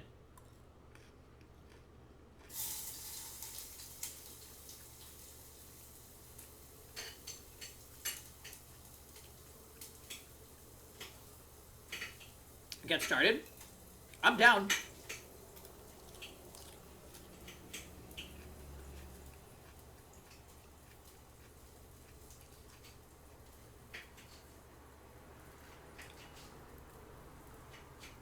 All right, we'll need next weekend for probably a whole trial.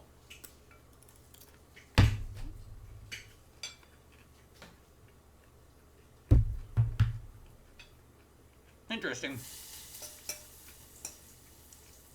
Well, let me just take a moment while I finish my dinner.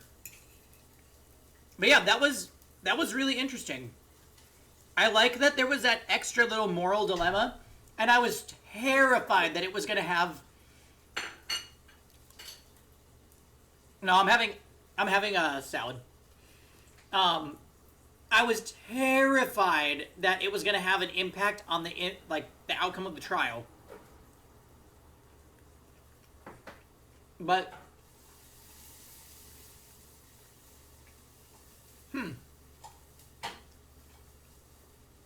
I bet you guys that we're going to meet what's his face again? Sholmes. I bet he's going to pop back up in this trial. Do we think that McGilded is the one that was killed, or are there any other possibilities? I'm so excited!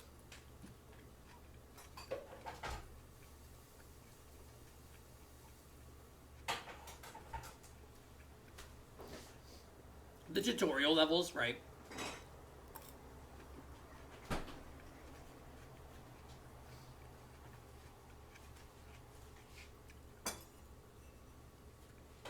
Do you understand?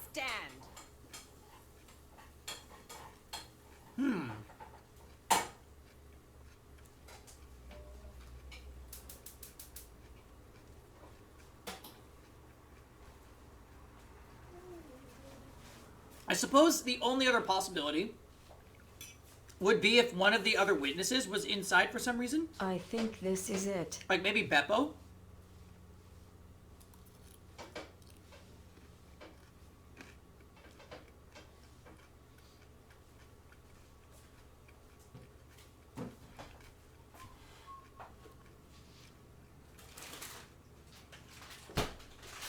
Yeah, we might have warmed him up a little too much if that's the case.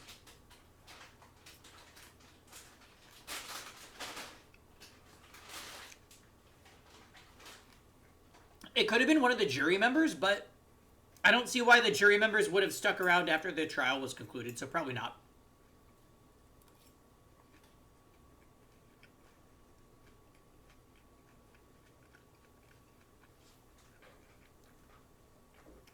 There was a guy that was associated with the omnibuses, though.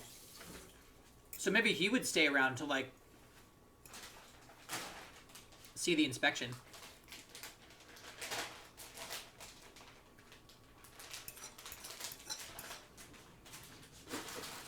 No one will be spared. True, we can't ignore that Susato might have teleported inside and now she's trapped. And she was so surprised by the fire that she forgot to teleport out. Or her teleport was on cooldown.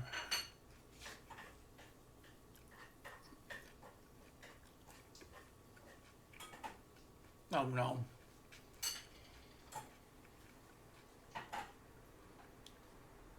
Yeah, there was an incinerator. She should have shifted out. Unless that she was being mind hacked.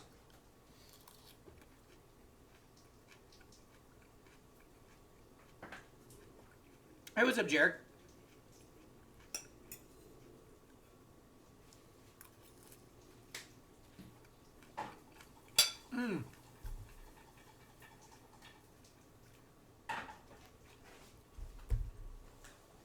This has been a very enjoyable game so far.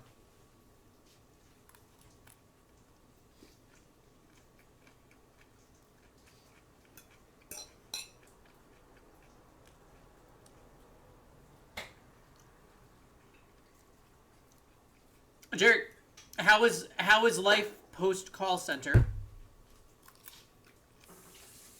She's a free woman, baby. I'm taking a break to finish my dinner, and then we're going to continue.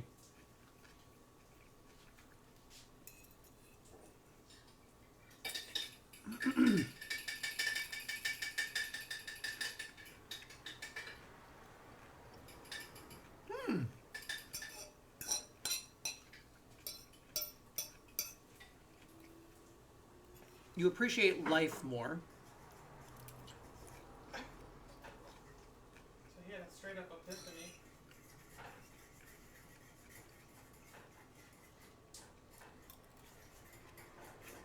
Well,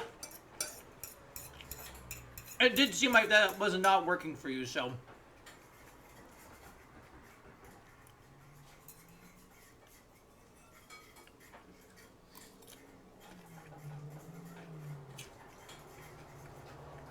You told your boss you're not coming in for 2 days. Why?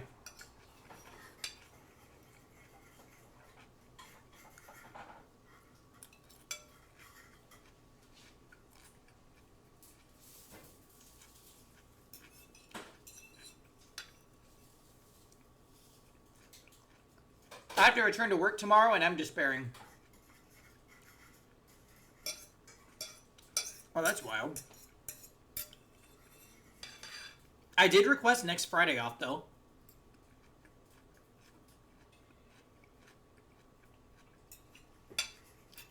So we might have a 3-day weekend.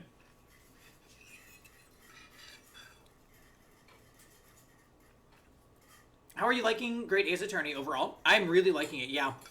I think that the second part was a little bit rough. I did enjoy the story with the second part, but I feel like the second part dragged on.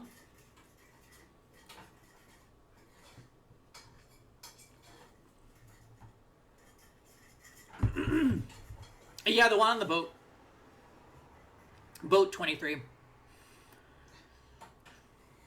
Its purpose is to teach you the dance. Oh yeah, the dance of deduction, right? With Sholmes, where we do the thing. Yeah. I actually do like that. I do like that a lot. And I like Sholmes as a character. And I like that... Well, I don't like that Kazuma died, but I appreciate that the game isn't afraid to just be like, hey, here's a likable character, and now he's dead. It makes the game feel like it has Genshin impact. So... I'm cool with it. I am cool with it. As long as it's not Tears of Thamus, okay? Which, by the way, A-tier, Kevin is home. So, Yeah, that's not happening. trigger away. Sorry, too busy making Cajun chicken Alfredo. Alright. I'm gonna toss this in the sink, and then we will continue. So sit tight for, like, 1 more minute, friends. Where are you? Where are you? Where are you? We're way behind schedule.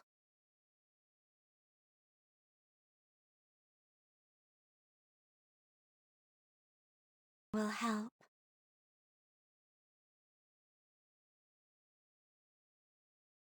The situation is critical.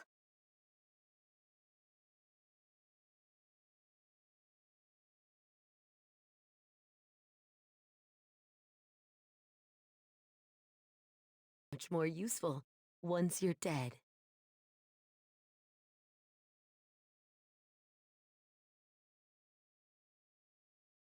We're way behind schedule.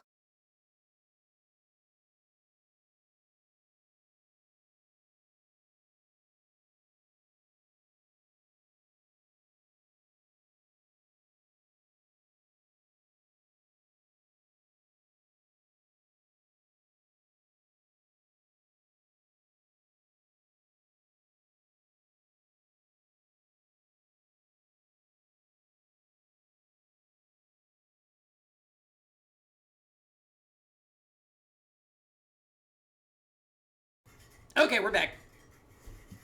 No time to lose. That's right. We gotta hurry it up. Although E7 is begging me for attention, I'm just gonna fight the wyvern, you freaks. Okay. Alright, so onward we go to episode 4.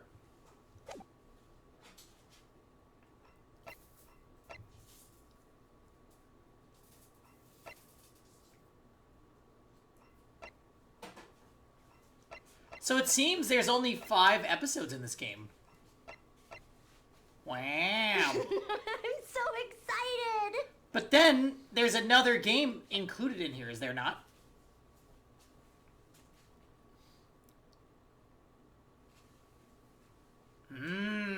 Okay. Well, very cool. And if this is truly the first chapter where the training wheels come off, then I'll be left to my own devices, where I'm surely going to make lots of mistakes. So, get ready, guys. All right, here we go. I've been waiting for this.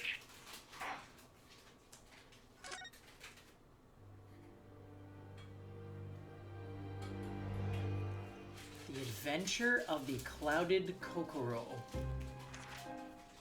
I begin to think, Wilson, said Sholmes, turning his head I've languidly lived in my for direction, this moment. that there is more to this case The Clouded than that Kokomi. which we have observed. Indeed, that there may be another part to this story that we are yet to discover. His eyes wandered, following the steam rising from his cup of herbal tea, leading him to the distant memory of that snowy evening. Uh-oh. To the young lady collapsed on the pavement along Briar Road, and to the knife in her back. Lit in the soft glow of gas lamps, a most extraordinary scene had been set. And under the cover of a light fog, the curtain had risen silently on the insoluble mystery of our... This was clearly natural causes.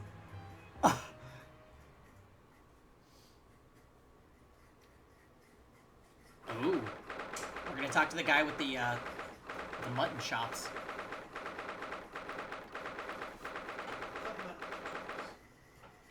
So wait, where did they stay? Oh, right. Do exclamation point Carlos. You're, well, to be blunt, really hot. There you go. I think that's what we were trying to get at.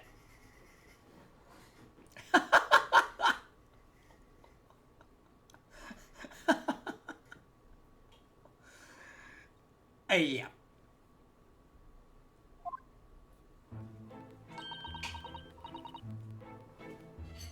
You're, well, to be blunt, really hot.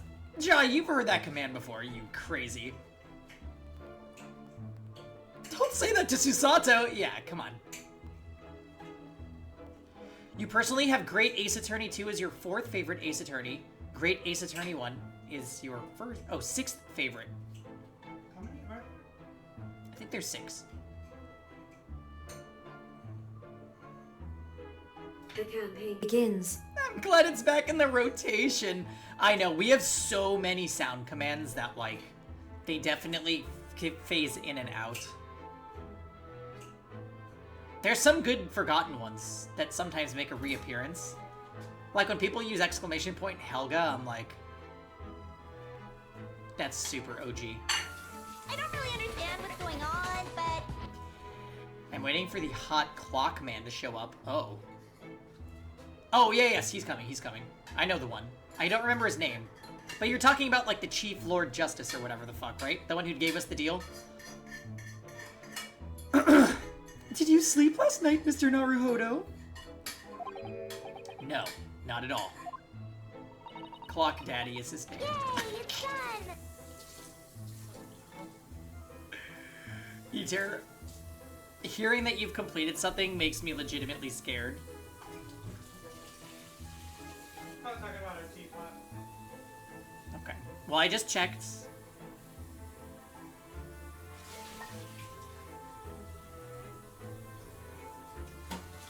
I just checked to make sure that there's no violence going on in the Discord, so I think we're safe from her for now. Oh, I'll be back in there, so don't... God. Preparing dinner. A battlefield. It was an enormous hotel, wasn't it? The rooms were so luxurious. I felt like we were staying in a palace. And with all the gas lights twinkling, it was brighter than even day, even in the middle of the night. What about the enormous beds? After my time on the SS Buria, I wasn't going to waste a single inch of that space. I spent the entire night rolling from one side of the mattress to the other. Are the girls fighting? Oh, I think E-Tier and Kevin are just gonna go to war. So just usual stuff. Yeah, I heard it's the next World War. I heard that E-Tier was taking pictures in my teapot, so I'm sure something's about to go down. Hey, E-Tier. Hey, E-Tier.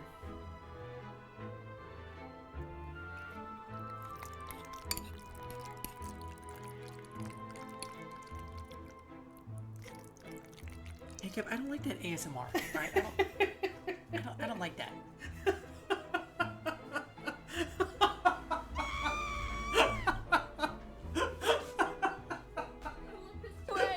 Go enjoy your National Pasta Day at your desk, you loony. Oh man. Yeah, let's not put words to it. E-Tier, get inside Kevin's teapot. Quick. That was the Get out of here. sound command. Coming next week. Oh yes, it really was the sort of night you can only dream of normally. Kevin's drag name would be The Audacity. Except, when I learned that we owed £3 for the rooms, that dream quickly turned into a nightmare. Oops, sorry about that. The building was so impressive and the entrance was so inviting, I just wandered in without thinking.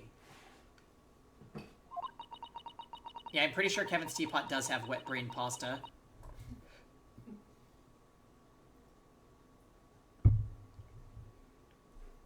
In a lodging house in Japan, that sum of money would put a roof over your head for a whole year. I did try, but I'm afraid I couldn't help the tears when we were presented with the bill. I really am sorry. Well, never mind. We must find somewhere more affordable. Straight away, though. If we're not careful, our entire stipend will be used up in 10 days or less.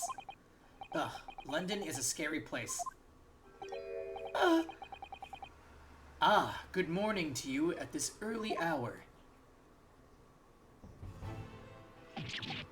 Oh, yes! You're, wow, to be blunt, really hot. We, well... Good morning to you, Lord Chief Justice. We have come to report on the outcome of the trial at the Old Bailey yesterday. Susato-san is amazing. She doesn't bat an eyelid, even in the presence of an imposing Lord Strongheart. Oh, this is the Lord Justice Jam. So when we first got to London, we were like, we want to stand in for Kazuma, and he was like, fine, then go to a courtroom right now and win this trial for this guy. So that's why we were in the previous predicament. Yeah, you're allowed in Kevin's teapot, E-Tier. Yeah, E-Tier, you got any fanfics about Strongheart by chance?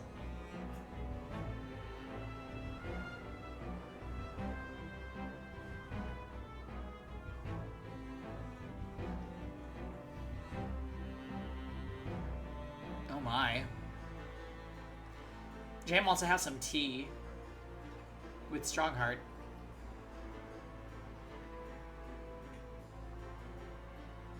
Yeah, whatever you do, Steven's It's right. nearly time for afternoon tea.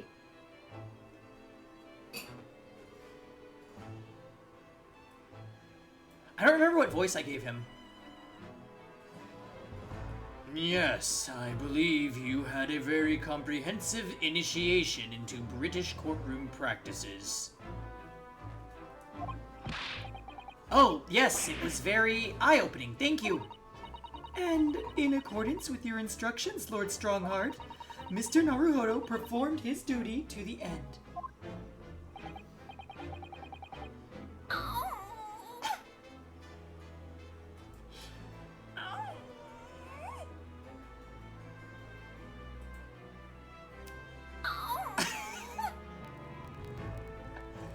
Yes, I've already been appraised of events. You conducted a remarkable defense. I know. The chat is going nuts. Oh! No longer are you a student from the Empire of Japan. You may henceforth claim to be a fully fledged lawyer. My country is delighted to welcome young talent from such a remote eastern land. Thank you very much. So I'm a lawyer now. Now, in view of your appointment, I have a fresh case in mind for you. I'd like you to take it at once. I trust that won't be a problem. Another case already? Nothing trains a lawyer better than practical experience. I'm sure I don't sense dissatisfaction, do I? It's just that yesterday's trial ended unusually. I haven't quite come to terms with it.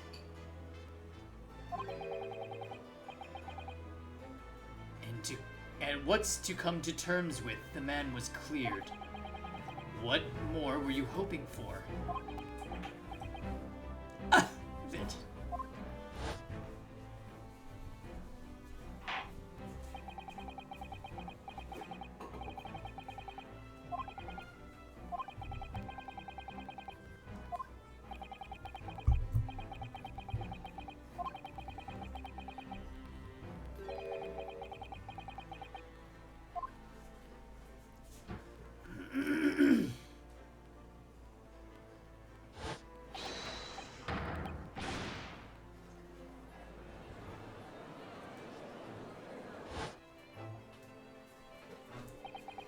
I just can't help wondering if Mr. McGilded was really innocent.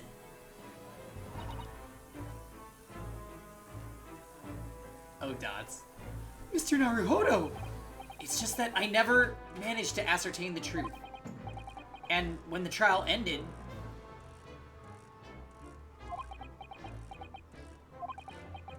Oh, God. Well, you needn't let it trouble you for a second longer. Sorry? What do you mean, Lord Strongheart? Magnus McGilded passed away. Immediately following the trial.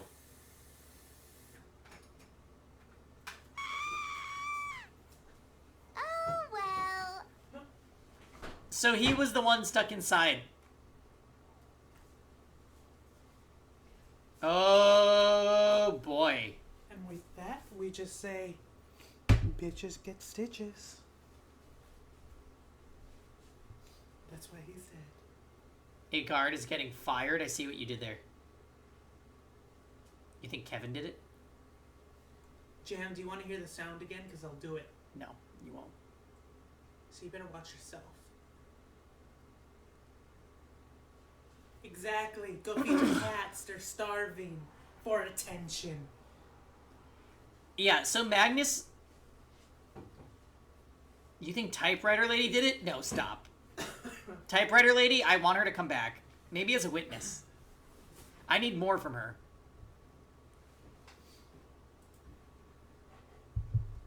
Thank you.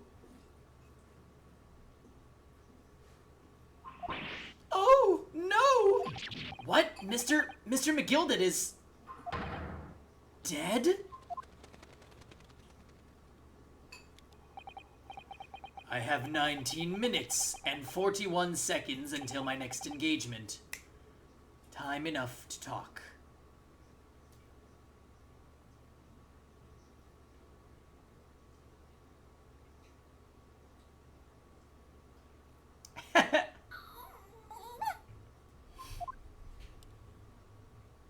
That means we have to call Phil back to the stand.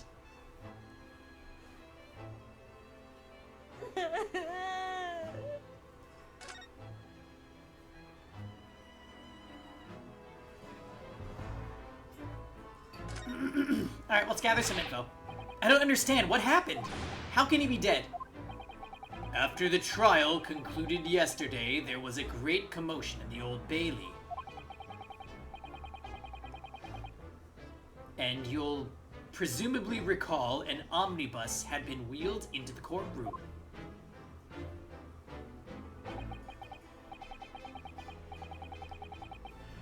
Oh, I wonder if that little girl could have something to do with it. What was she doing there?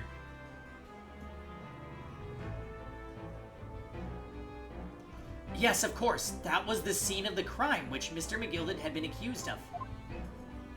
Precisely. Well, while the bailiff's attention was diverted by some other matter, the omnibus went up in flames. Oh my. I don't think we want to do that, no. No.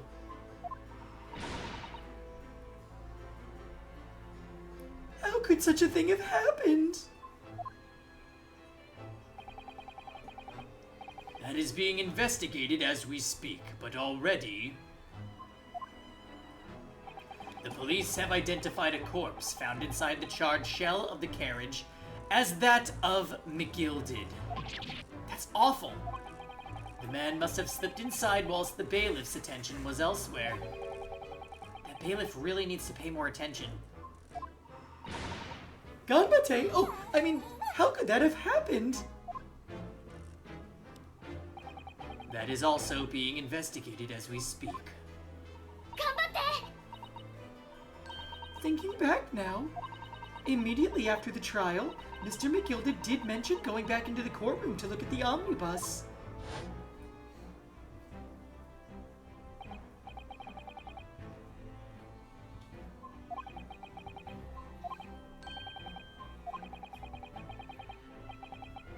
Yeah. Okay. An inspection of the omnibus. Not to my knowledge, I don't believe Scotland Yard had any intention of re-examining the carriage. But then who was Mr. McGilded talking about? Never mind that now. The Yard is making a thorough investigation. This matter is no longer any concern of yours. Now is the time for flames. Leave it to the police. Poor Mr. McGilded.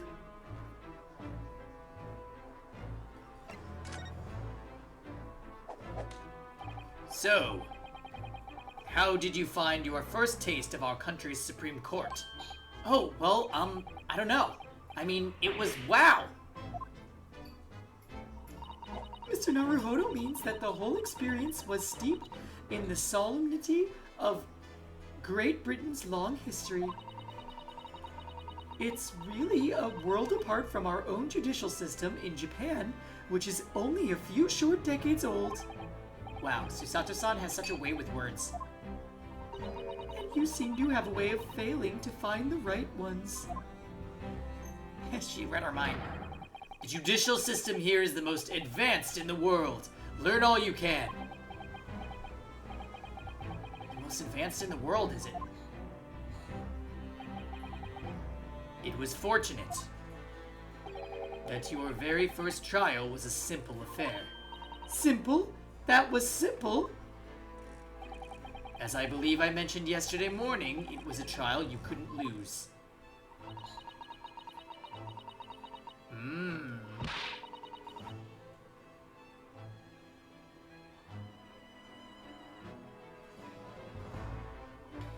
I wonder if that means he was aware that McGilded was paying people off.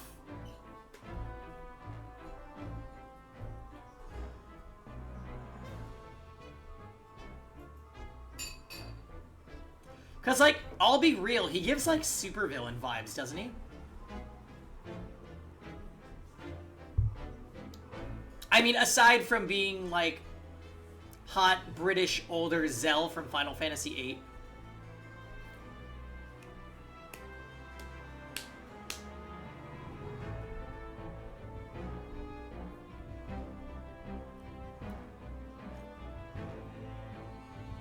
Yeah, so anyway.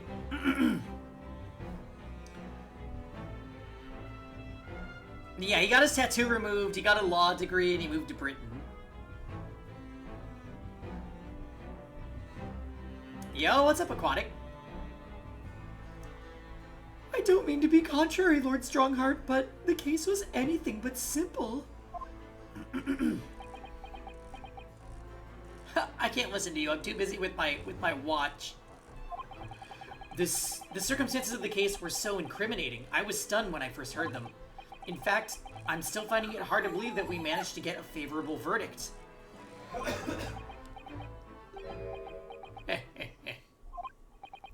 Is something funny? No, my apologies. However, the fact is that you did receive the not guilty verdict you set out to achieve. And that can only be attributed to exceptional talent. Wouldn't you agree? Well, I don't know about that. Well, never mind. You exceeded my expectations, I freely admit. That much, at least, is an undeniable truth. Which is precisely why I have prepared a new case for you that I mentioned before. What's going on? What was he gonna say before? Could you perhaps give us some more details about the new case you mentioned? Don't tell me it's a murder and the trial starts in 10 minutes. Don't worry, it's nothing so alarming or quite so urgent as your last assignment. In fact, this case is completely different. Oh, I see. Did he just read my mind? That is to say, no one has died as of yet. And the trial will not be today. There is plenty of time to research the case thoroughly. 23 hours, 43 minutes, and 19 seconds to be precise. So you're giving us a day.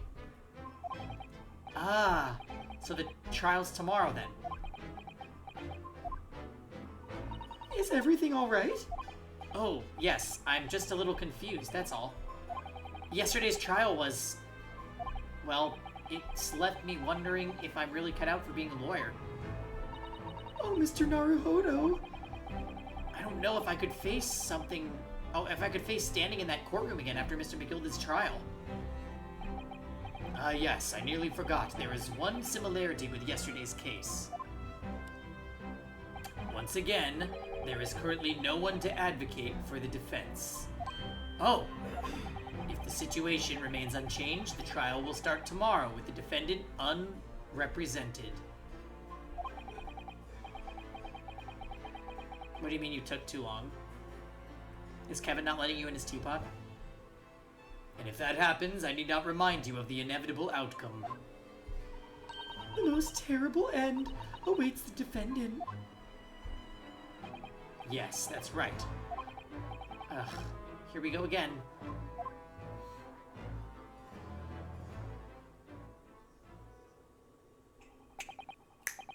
Your time is up. You will have to excuse me. I would advise you to begin making preparations for tomorrow's trial. After all, the clock is ever ticking.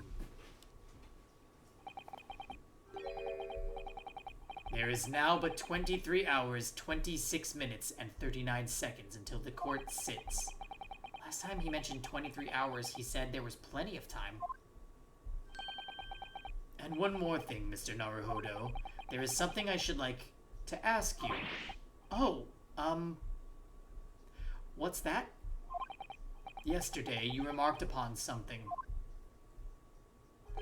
That you intend to see through the will of your late compatriot, Mr. Asugi.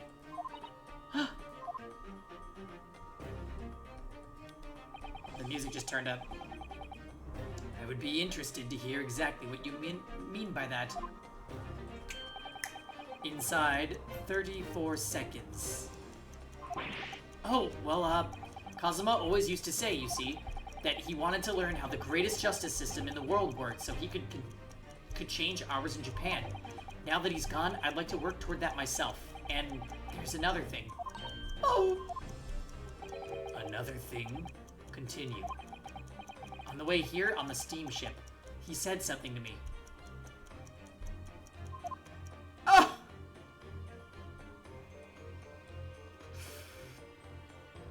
There's something very important I have to do. Something very important. And what exactly would that be? He never had a chance to tell me. I suppose he would have done if he'd made it to... You're out of time. Well, thank you for your enlightening discussion. Mr. Naruhodo, what's this about? Mr. Asogi never once mentioned any of the sort to me. I urge you both to focus your attentions on the matter at hand. I've taken the liberty of summoning the police inspector in charge of the case. He'll be able to apprise you of the details.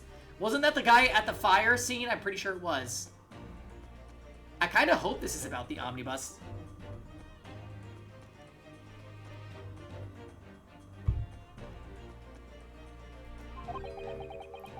How long has he been there?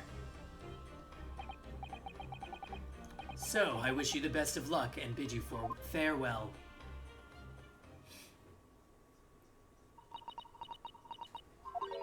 There's something very important that I have to do. Kazuma-sama, what did you mean? I wish I knew, but honestly, he never told me.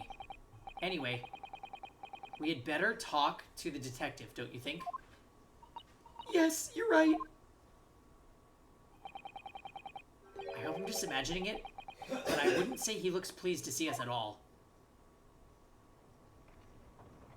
What is it that he's holding?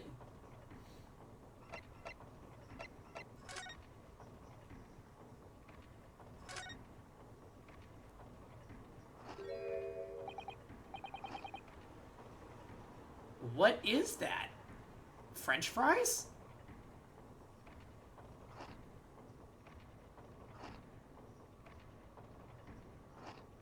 I've been waiting for this. Could we trouble you? Oh, it's fish and chips. Yummy!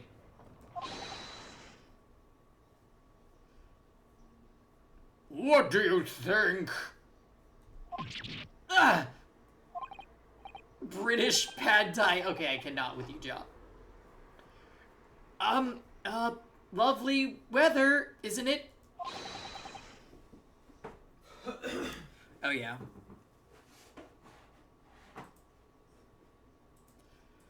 What's the weather got to do with anything? Listen to me, you young Japanese upstart. Some flippery about the weather doesn't get every English gent eaten out of your hand, you know?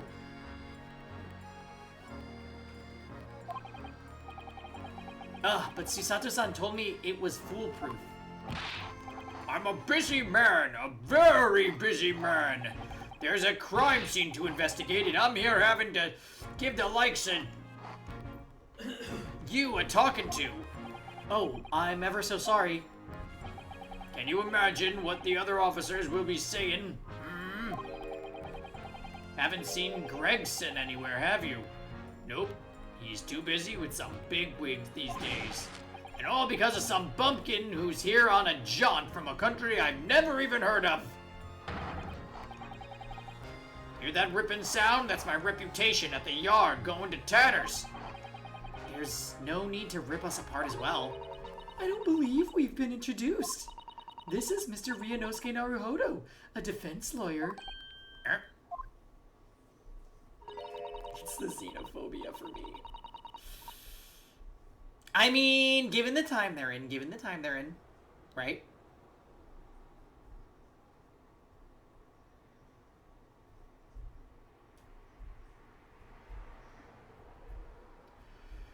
It's a pleasure to make your acquaintance. I'm Mr. Naruhodo's judicial assistant, It's lovely weather we're having today, isn't it?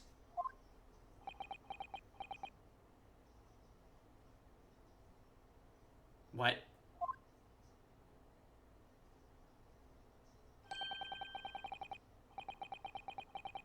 It is unseasonably fine, I grant you.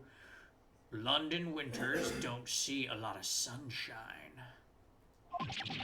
Unbelievable! How did she pull that off? So, Lord Strongheart has asked me to fill you in on the case.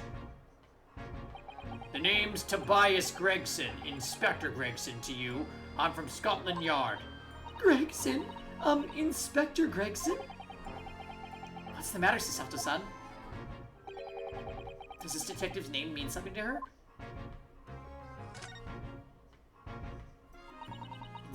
Inspector, are you perhaps the Inspector Gregson?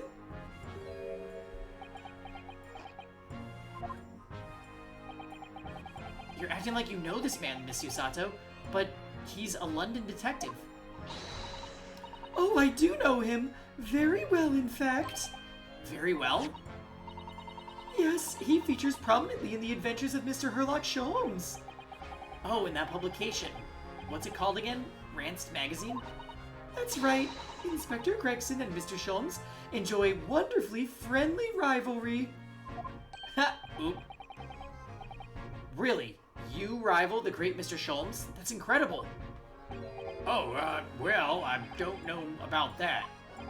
Mr. Sholmes isn't a professional like myself, of course, but he does come up with the goods from time to time. Mr. Sholmes is equally complimentary about you, Inspector, isn't he? You've earned his highest praise. Gregson is the pick of a bad lot of all the Scotland Yarders. Those were his own words. That's his highest praise? Well, Mr. Sholmes isn't particularly known for giving compliments, you see.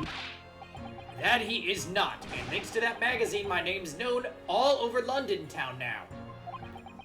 That's great, isn't it? I have to admit that to start with, I was a little flattered by all the attention. Everyone wanted to shake my hand, and my reputation at the yard went through the roof. Well, that's wonderful. No, it is not. There's nothing more sinister than the man on the street. People are always looking at me now. They're whispering rumors about me under their breath, I'm sure. Rumors? Are you quite sure? He's changed since he started appearing in those stories. The fame's gone to his head, stuff like that. Gosh. Do you really think people are saying such mean-spirited things about you? Like I said, they whisper, so I can't catch exactly what they're saying, but I know what folk are like. I'm sure that's what they're saying. As sure as eggs is eggs. I get the feeling this detective could be very hard work. Oh dear, perhaps a sudden rise to fame does change people.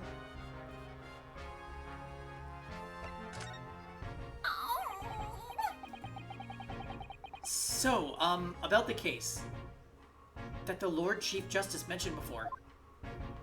Nothing to tell, really. Oh yeah, later, I'm in. Have a good night's sleep. As far as we're concerned, at the yard, it couldn't be simpler. Oh dear, that probably means... As far as we're concerned as lawyers, it couldn't be more complicated. I wish you were wrong about that, but I have a nasty feeling you're right.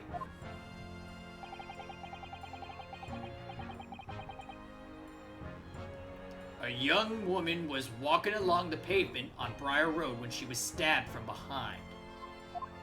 Fortunately, it wasn't fatal, but she's still laid up in a hospital unconscious. That's despicable! What sort of coward would attack the poor woman from behind? I suppose you would have finished whoever it was off with the Susato takedown, would you? That is neither here nor there, Mr. Naruhodo. Brace yourself, Ryunosuke. You've angered her now. Anyway, after something of a whirlwind investigation, the criminal was arrested. He barely had the time for a cup of tea after the incident took place, to be honest. So, there must have been something left at the scene that... Oh. So there must have been something left at the scene that led you directly to the culprit. Or perhaps a reliable witness who recognized the person in question? Let me stop you right there. You're wasting your time on this one. Sorry.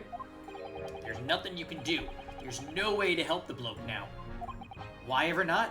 Simple. The prosecutor that's been assigned to the trial tomorrow is Lord Beric Van Zeeks.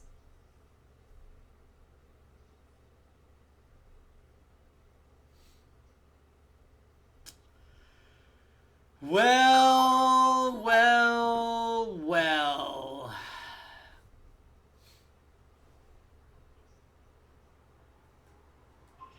No! Sounds like you've heard of him then. Oh yes, we are very familiar with Lord Van Zeeks.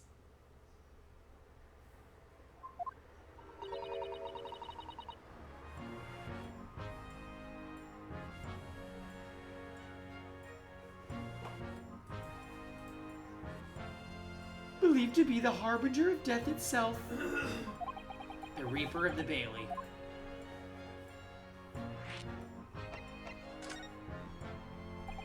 Lord Beric Van Zeeks, who we faced in court only yesterday.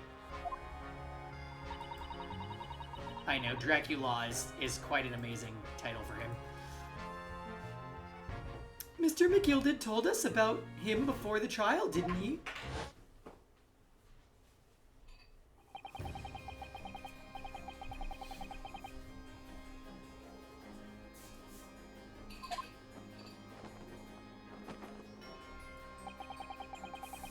Every single trial in which he's been the prosecutor, the accused have been damned. Oh, well. Dying in a burning omnibus would count as damned, would it not? Just coincidence.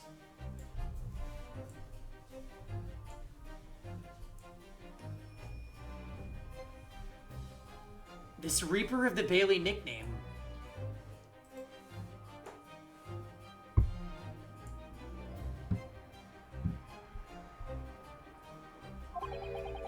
I suppose he's earned that because every defendant he advocates against is found guilty. Is that it? No. Well, if that's the case, we should inform you, Inspector, that in yesterday's trial against Lord Van Zeeks, Mr. Naruhodo secured a verdict of not guilty. Ah, and what of it? Oh, well, I think that means even against the Reaper of the Bailey, it's not impossible to save the defendant. No, you really don't have a clue, do you? What do you mean? If you just put it in his pocket. What happened to the bloke in the end, eh? He's dead. Ah. Magnus McGilded came a cropper in that omnibus when it went up in flames. So you can't rightly say you saved the defendant, can you? What are you saying?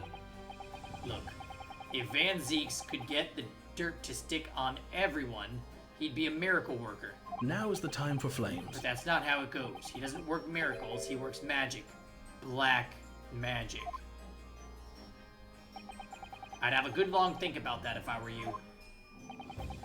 Are we really supposed to believe that?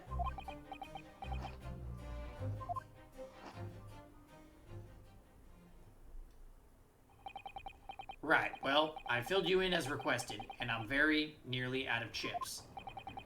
So I'll be heading back to the crime scene now. We're still carrying out a few investigations there. It was Briar Road, you said, didn't you? Where the incident took place. That's correct, ma'am. And if you head over there, over to the Holden cells, you can meet the criminal himself. You've branded him a criminal already? He's as good as. Shaking like a leaf in his cell, he is. It'll give you a chuckle if nothing else. He's inmate 53. Speak to the jailer and he'll show you the way. Inmate 53, thank you.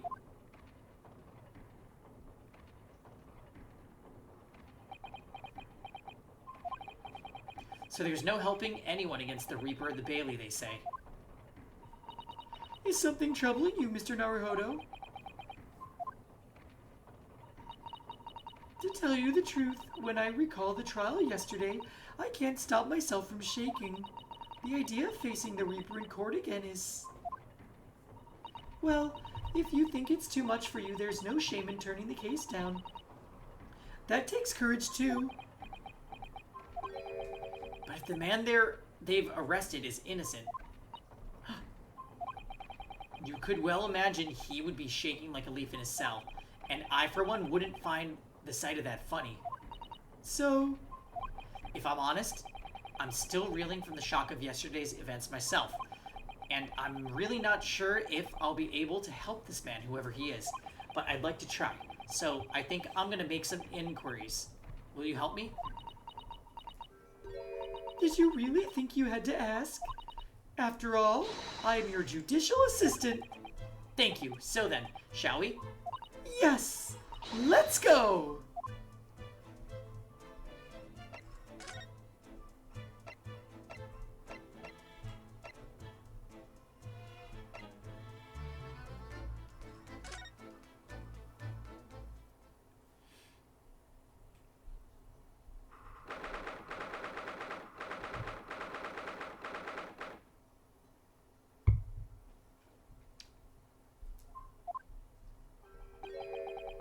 So these are British prison cells. Oh, they're ghastly. It feels like a dungeon. Yes, and having experienced it in Japan myself, I can assure you that our wooden cells feel a lot cozier than these cold stone walls. Oh, don't, Mr. Naruhodo. You're making it seem worse. Apparently our client is in the cell here. But it's so dark back there, I can't make him out. I wonder what he's like. Inmate 53, your legal representative is here to meet you. Stop hiding back in the back of the cell. Show your face at once. Am I? Am I a cat, as yet with no name? Calling me by a number? It's utterly unbelievable, unjustly unreasonable. I refuse to answer. Oh God. Dramatique. Mr. Naruhodo, what? What do you think is going on here? I have no idea. But I wasn't just hearing things, was I? That tirade of complaints was in Japanese. Oh my God. I thought it was Hosonaga for a second, and I just...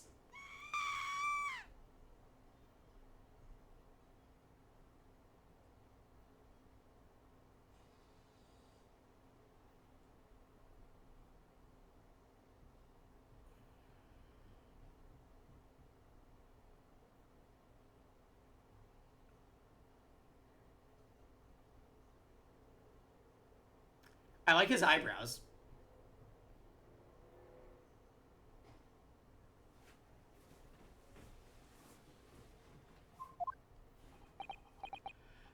Excuse me, but who? Shh! Quiet!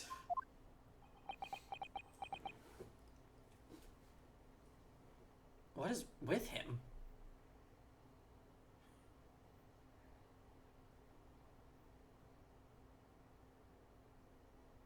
What are you doing?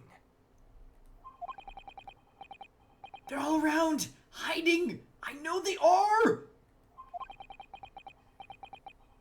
Looks like that guy from Pokemon Sword. They're watching! Listen, even now, I can sense it.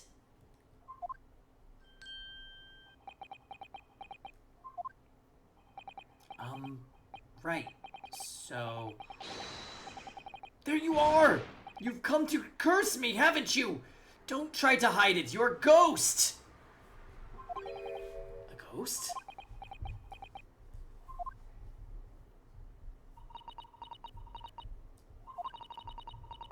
We mean you no harm, prisoner son.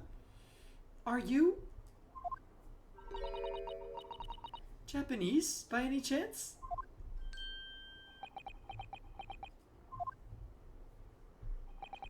This is... beyond my wildest dreams!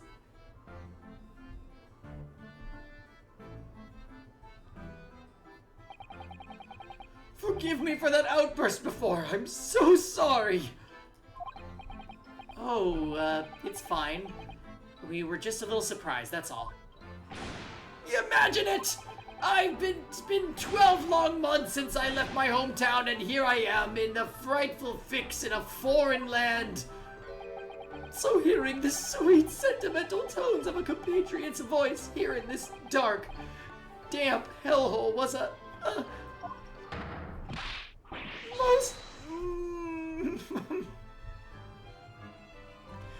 most monumentally moving moment! Who could have guessed that this new client Lord Strongheart assigned to us would turn out to be a fellow Japanese? What compassion my fellow countrymen show to dispatch a first-class lawyer all the way from Japan to defend a mere foreign student! Noble, nurturing, never-failing Nippon!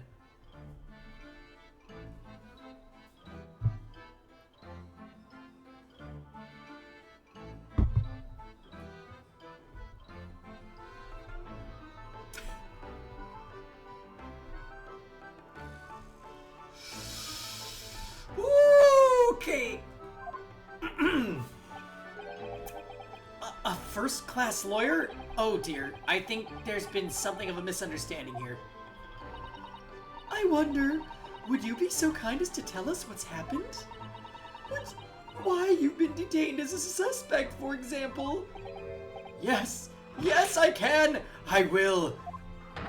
Shan't stay sullen and silent!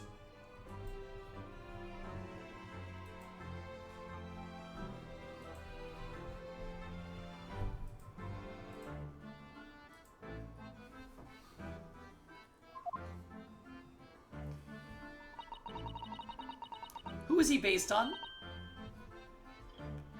I'm not quite sure I understand what he means, but he seems happy. Yes, he does. I just hope he actually has a good reason to be. Thank you for your cooperation. I am a lawyer, as you said. My name is Ryunosuke Naruhodo. Bye-bye. Oh, I forgot to make the command jam. Shit. I'll have to put it on my list of things to do for next week. Exclamation point, Inos.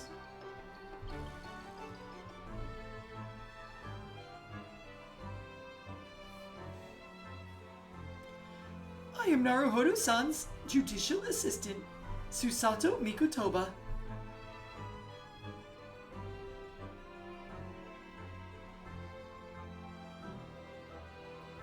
Kevin, how's the pasta? I think Kevin finished his pasta.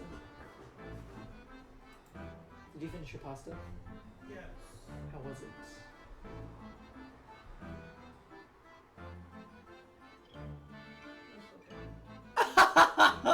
He said it wasn't homemade Alfredo sauce. It was fucking canned shit. But he seems really unimpressed on National Pasta Day. it was whatever. Just a moment while Kevin talks about this. Penne instead of noodles, or you know the la fettuccine noodles, because fuck fettuccine. Penne's better. We love a good penne. You can do chicken Alfredo with penne. Yeah, but I don't fettuccine Alfredo. But I'm whatever about it.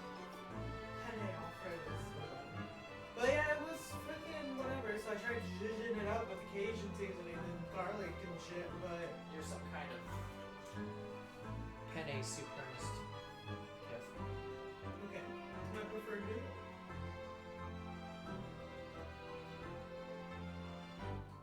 It was what it was. I mean, it was a meal.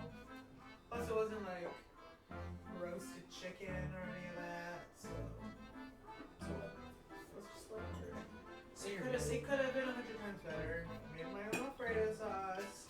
If I roasted some chicken.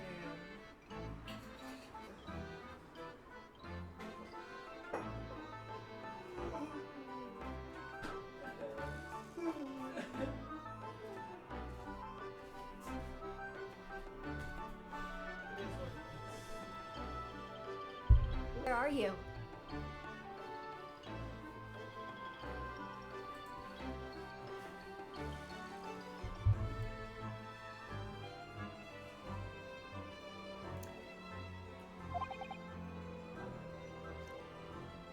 I am A visiting student sent here by our government.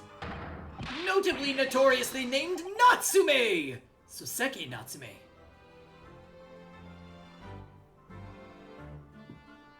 Why is he doing that?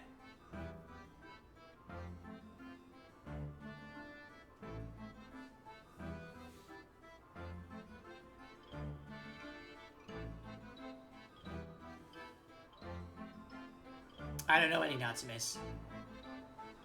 He's sucking out of halls. He has a sore throat. I'm getting a sore throat from dialoguing.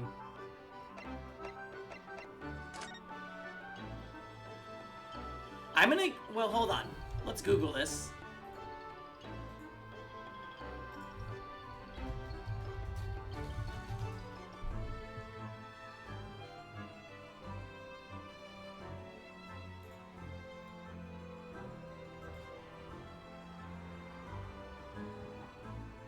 Okay.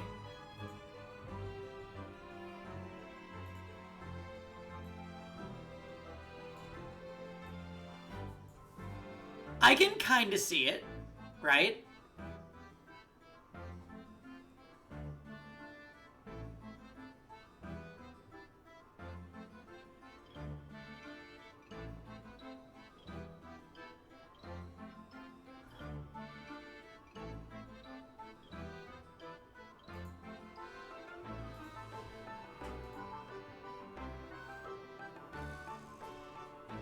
All the one with his hand over his head.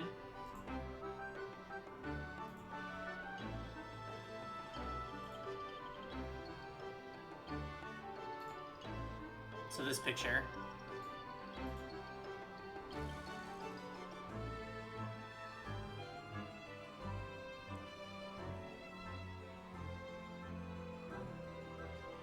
Why do they make him so weird in anime, though?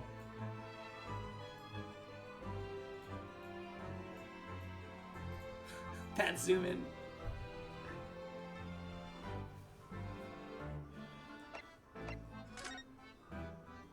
Soseki Natsume, son? What an unusual name. It's Ace Attorney, everybody is weird in anime. That is very fair. I'm a poet, you see, a writer of haiku. Oh, that's a picture!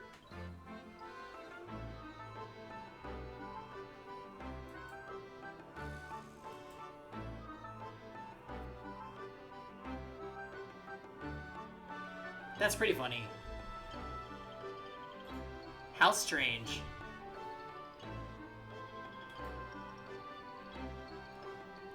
It's something of a nom de plume. A nom de plume?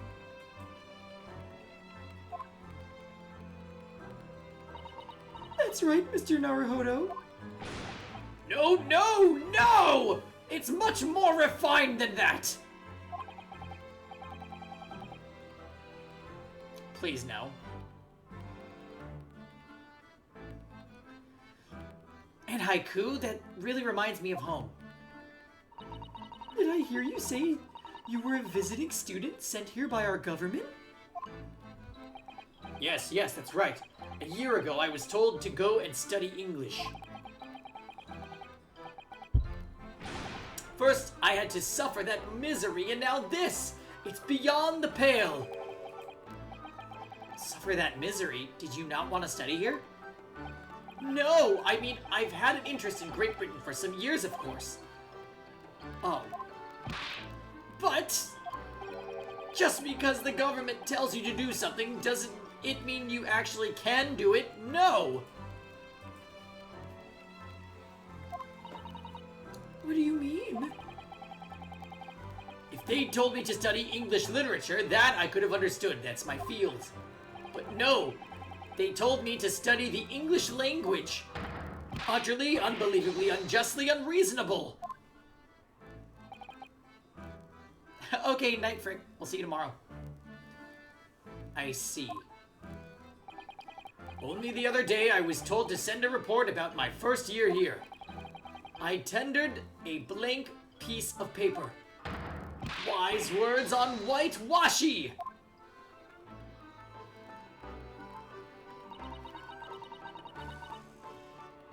must be a man of great standing. Oh yes, I'm often told. And often like to be told, it seems.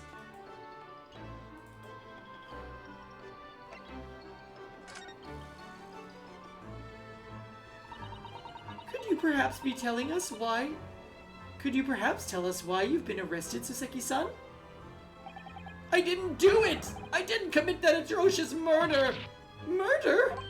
Oh, no, it's alright. The woman didn't actually die, did she? But she was stabbed with a knife right before my eyes! Before your eyes? You mean you saw the attacker? I didn't see anyone. What? If I'd seen the person who did it, do you think I'd be locked up here? Oh dear, it seems this case is becoming rather complicated. Why me? Why me? Oh, why me? Why did that silly woman have to be stabbed in front of me? It's the curse of London. It's incredibly, inexcusably, irritatingly inconvenient. Mr. Soseki-san was there at the scene, but he didn't see the attacker. It's vital that we find out more info about the case.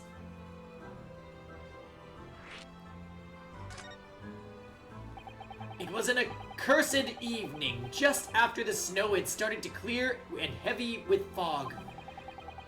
I'd been to the bookshop to buy some books, and I was on my way back to my accursed lodgings. Sure the bookshop wasn't accursed too? As I was walking along the accursed pavement, I could make out the sole silhouette of another ahead of me. A woman wearing a green overcoat she was, and just as I went to overtake her, she suddenly let out a little scream and collapsed onto the cold, hard slabs of stone at my feet. How terrible! I called out to the woman, but she didn't move. It was like a ghostly, ghoulish, grim graveyard! Slight exaggeration there, perhaps. I was terrified. I had to get away from there. So I ran as fast as my legs would carry me back to my accursed lodgings. That's not good. They'll say it was shameful, I know, to run away like that. Tell me, Soseki-san, was the victim an acquaintance of yours? Don't be ridiculous! Do you think I know any of these fair-haired English? And a young woman at that? I'm diffident, I'm shy, timid, unsure. I can't talk to people. I see, a young woman, unknown to Soseki-san. And at the time it happened, who else did you see nearby? Did anybody pass you? Regrettably, apart from myself and the woman, I didn't see a soul. No one? Oh, great. Oh, that was not Susato. So the victim was unknown to you, and there was nobody else on the street at the time. That creates something of a conundrum, doesn't it? What conundrum?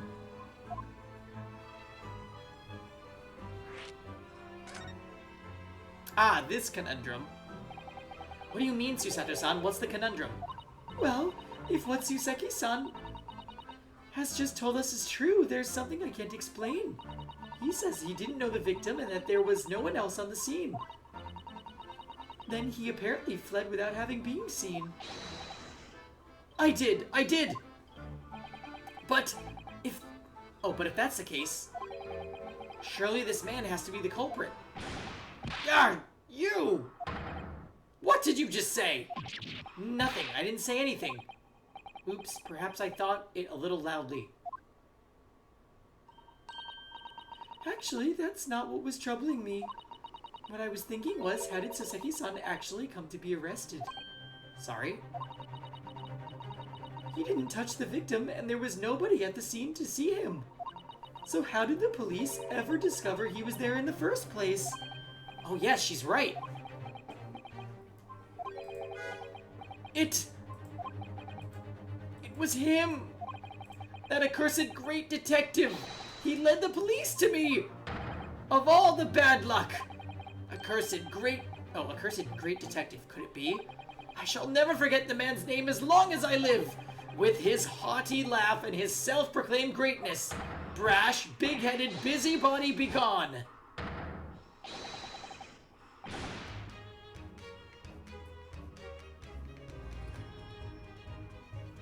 May you be cursed until the end of your days, Herlock Sholmes.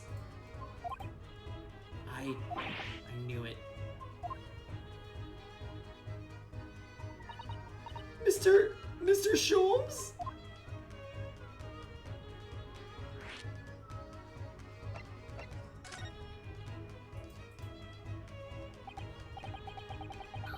Well, I didn't expect to hear that name from this man's lips, that's for sure. It was the morning after the nightmare had unfolded on the pavement before me. Yeah, he's pretty funny. I'm looking forward to having to do the dance with him again. I was gnawing on a sliver of hard cheese when some men suddenly burst through the door. They started shouting at me, "This is the police, put the weapon down." Yes, it was a thin sliver, and yes, it was hard, but I wasn't eating a weapon! Disgusting dietary discrimination devils! You clearly had a trying morning yesterday. And there he was, in the middle of all the policemen, grinning like a Cheshire cat. That Herlock Sholmes. It's actually just Herlock Sholmes. He's English.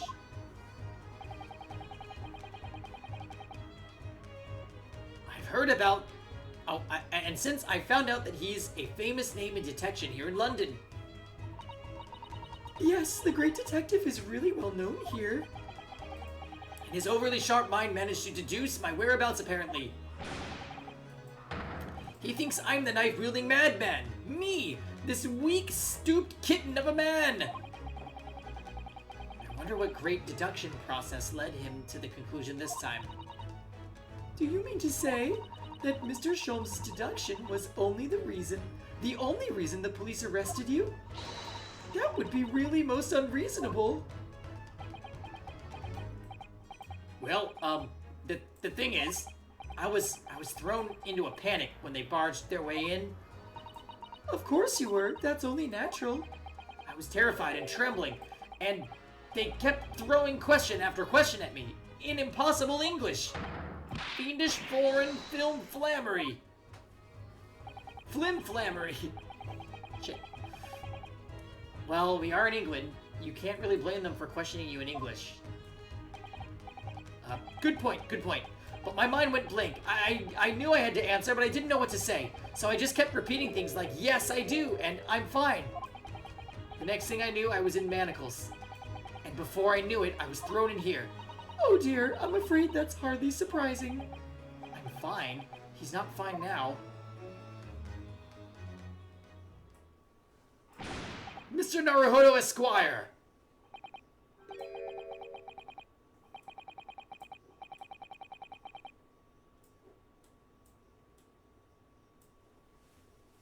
Oh, that's funny, Dots. Oh, you can just call me Naruhodo, and when we're speaking English, it's a simple Mr. That's enough. Oh, yes, alright, yes, they've really got to me. This country is poisoning my mind. But please, I beg you to defend me in court tomorrow. You can tell them what really happened. You'll do it, won't you? Well, Why? Why is it so hard to say yes to me? Well, the thing is, I'm just a student like yourself, on a study tour. A student? I've defended a case in the Old Bailey, only one though. But at this moment in time, I really don't know what I'm supposed to believe in. I'm confused about what justice in this country even means. Oh, Naruhodo-san. I'm not even the foreign student who was supposed to be here. I'm sort of a locum lawyer, I guess. But that armband, that's the mark of a defense lawyer from our great empire. It's a keepsake from a man who should have been here. He was my best friend. A keepsake?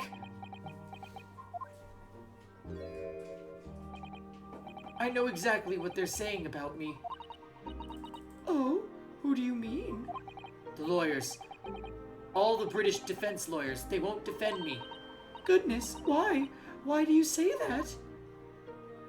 For the same reason as you noted before. When it happened, there was only the victim and myself around, and I ran away from the scene of the crime. I'm not a fool. I know it looks as though I must be the culprit. It must be very hard for you, Saseki-san. And anyway, I'm a student from overseas. I'm just a foreign nobody to them. Somebody not to be trusted. I heard them openly laughing about me before, in my earshot, without any compunction at all. Any trial for this man would be a waste of time, they said, and of course the foreigner did it. They even had the gall to say the man doesn't understand half of what's being said anyway. That's awful. They're wrong. I've studied more English than half of the policemen out there on the streets. I've traveled halfway around the world to learn about these people's country and its great history. But no one here wants to listen to a man with a strange accent. They all hate me. So, at the very least, I'd like to entrust my fate to someone who can listen to me in my native tongue. You can do it. You could do it, couldn't you? When I look into your eyes, I can see it. I can see what you've been through. Soseki-san, it's just that...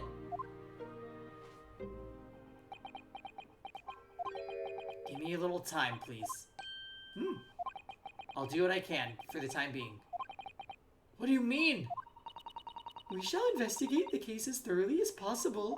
If we can find some clues, it will give us a much better chance, I'm sure. Oh yes, thank you. I'll be here, all alone, waiting for you. Welcome student, Mr. Naruhodo Esquire. We should be going then, Naruhodo-san. We have a case to prepare for.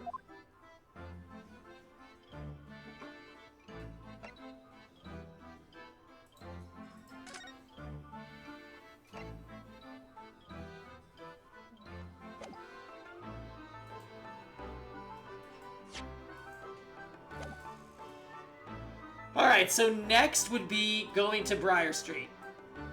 That we are going to save for next weekend when we continue Ace Attorney.